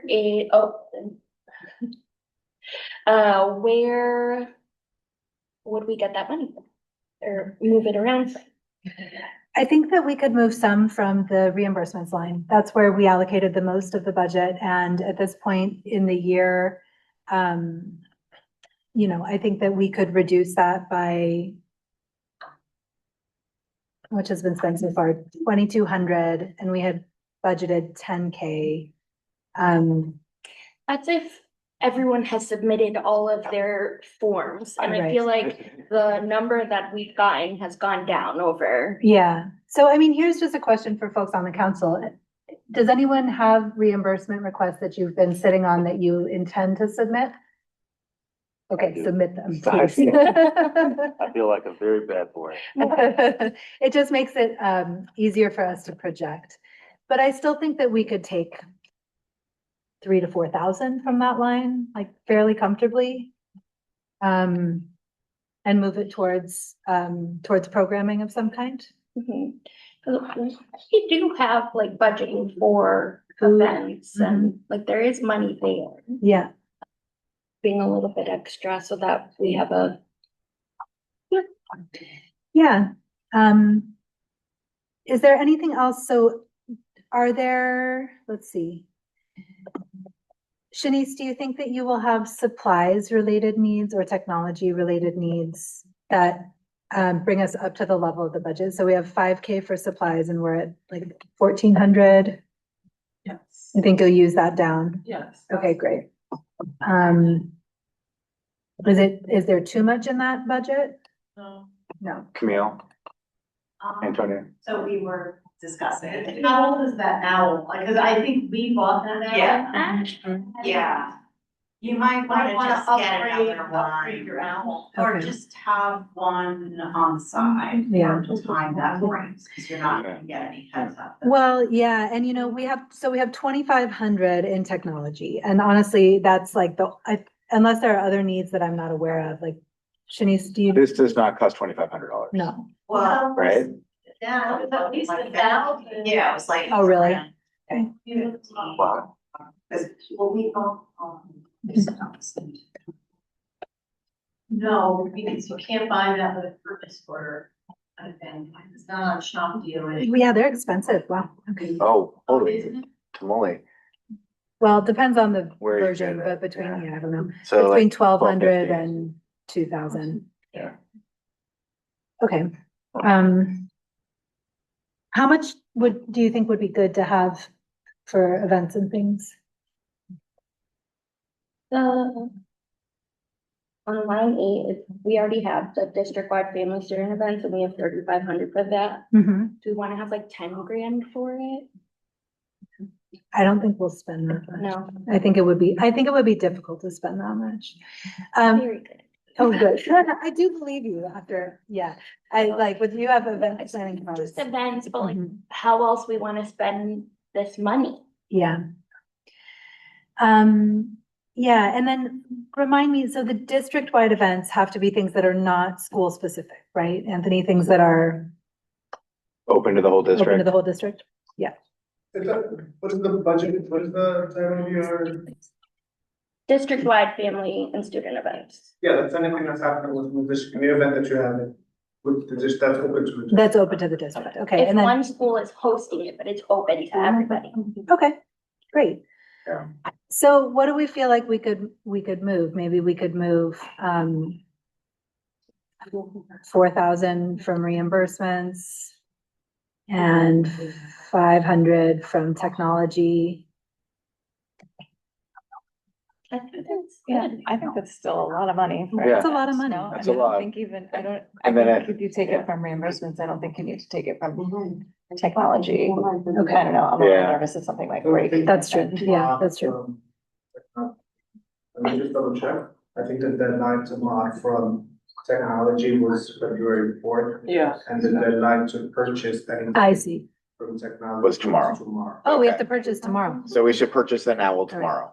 If that's. All right, yeah. Yes. Okay, so how do we feel about moving 4,000 from Perfect. reimbursements to district-wide events? And then I think at the next meeting, Jingsha had talked about already, like Yeah. talking about like what events do we want to plan and sponsor over the course of the rest of the year? Right, I know the Lunar New Year one is time sensitive, but we have Right. like 3 minutes. Yeah. Okay, so I move to vote that we move. Oh, sorry. Yes. Is there a document that we can dump suggestions for events Yeah, I or put it in activities? our WhatsApp. Oh, in the WhatsApp. Okay. Were you talking about like ideas for where this money Yeah. can go? Yeah, I made a spreadsheet for us to just drop in ideas and then we vote on. Is it in the budget folder? Yes. That's the same one. Okay, I see it. Thanks. Does the folder also include, or maybe does the bylaw, do our bylaws, and maybe it's the folder, speaking about budget, does it include guidelines for what we can spend on, like, we can't just all get like Right. embroidered jackets. No. for- That's more in the handbook. We that could. got when we started. Oh, Swag. all right. We can get swag? And we got tote bags, those were nice. What would that be under? Yeah, what would that be under? Okay. Hey, yeah, next year we're gonna get some swag. Yeah, you can do tablecloths, you can do pens and things of that nature, if you're doing like taping and things of that. You can some councils get shirts or sweaters. Yeah. For like town hall purposes, they Yeah. all wear it. Yeah, we should get sweaters. Can we create a line? I just made that up. Yeah, good job. I'm just worried about time because we Oh, gotta I'm get out. sorry. No, go ahead, Angelica. Just something, is there anything budget wise we might need for the working groups that we haven't considered? I don't know. And since we're meeting virtually, I would be like a food line or other thing, but like, since we're meeting all virtually for Yeah. those, I don't. It might be more likely that one of the working groups would want to convene one of these events. An for event, instance. yeah. So I mean, I think events are probably good. Could we move $500 for swag? Sure. Why not? 500 for, I know we can't move the tech money now. But we could move 3,500 from the reimbursements line to events and 500 to swag. Yeah. Great. You see how happy that made Angelica? Yeah. Yeah. Great idea. Okay, I move that we vote to move $3,500 from the reimbursements line to district-wide events and move $500 from the reimbursements line to create a new line for swag. I second. Okay. Roll call. Okay, Councilmember Angelica Cesario. Yes. Councilmember Jonathan Yes. Lucas. Councilmember Kenny. Yes. Councilmember Angelica. Yeah. Councilmember Basil. Yes. Councilmember Katina. Yes. Councilmember Kim. Yes. Councilmember Shingsa. Yes. Councilmember Carey, yes. Great. Wonderful. Okay, so we have to leave. It's 9:45. I know Chingsha wanted the CEC to talk about co-sponsoring an event for next week. So maybe offline we can talk about what we can do to help and figure that out. Sorry, We're sorry. Not a time. This is really a packed meeting. Yeah, so I just for time's sake, I think we need to adjourn Yeah. for today. Call the meeting at 9:46. You have to move to adjourn. Oh, I move to A second. adjourn. Everybody in favor? Yep. Okay, let's get out of here. Thank you all for a Thanks, great everybody. meeting. Thank you for our wonderful building Yeah. folks. Thank you all. All right. Appreciate it. Thanks, everybody who joined us online. Good night. See you Good on the night. Thank WhatsApp. you, Kim. I hope your hand feels better. Angelica, Thank thank you for you. letting us see your baby. Thanks, everybody. Have a good night. Good night. Help me all the. Have a good night.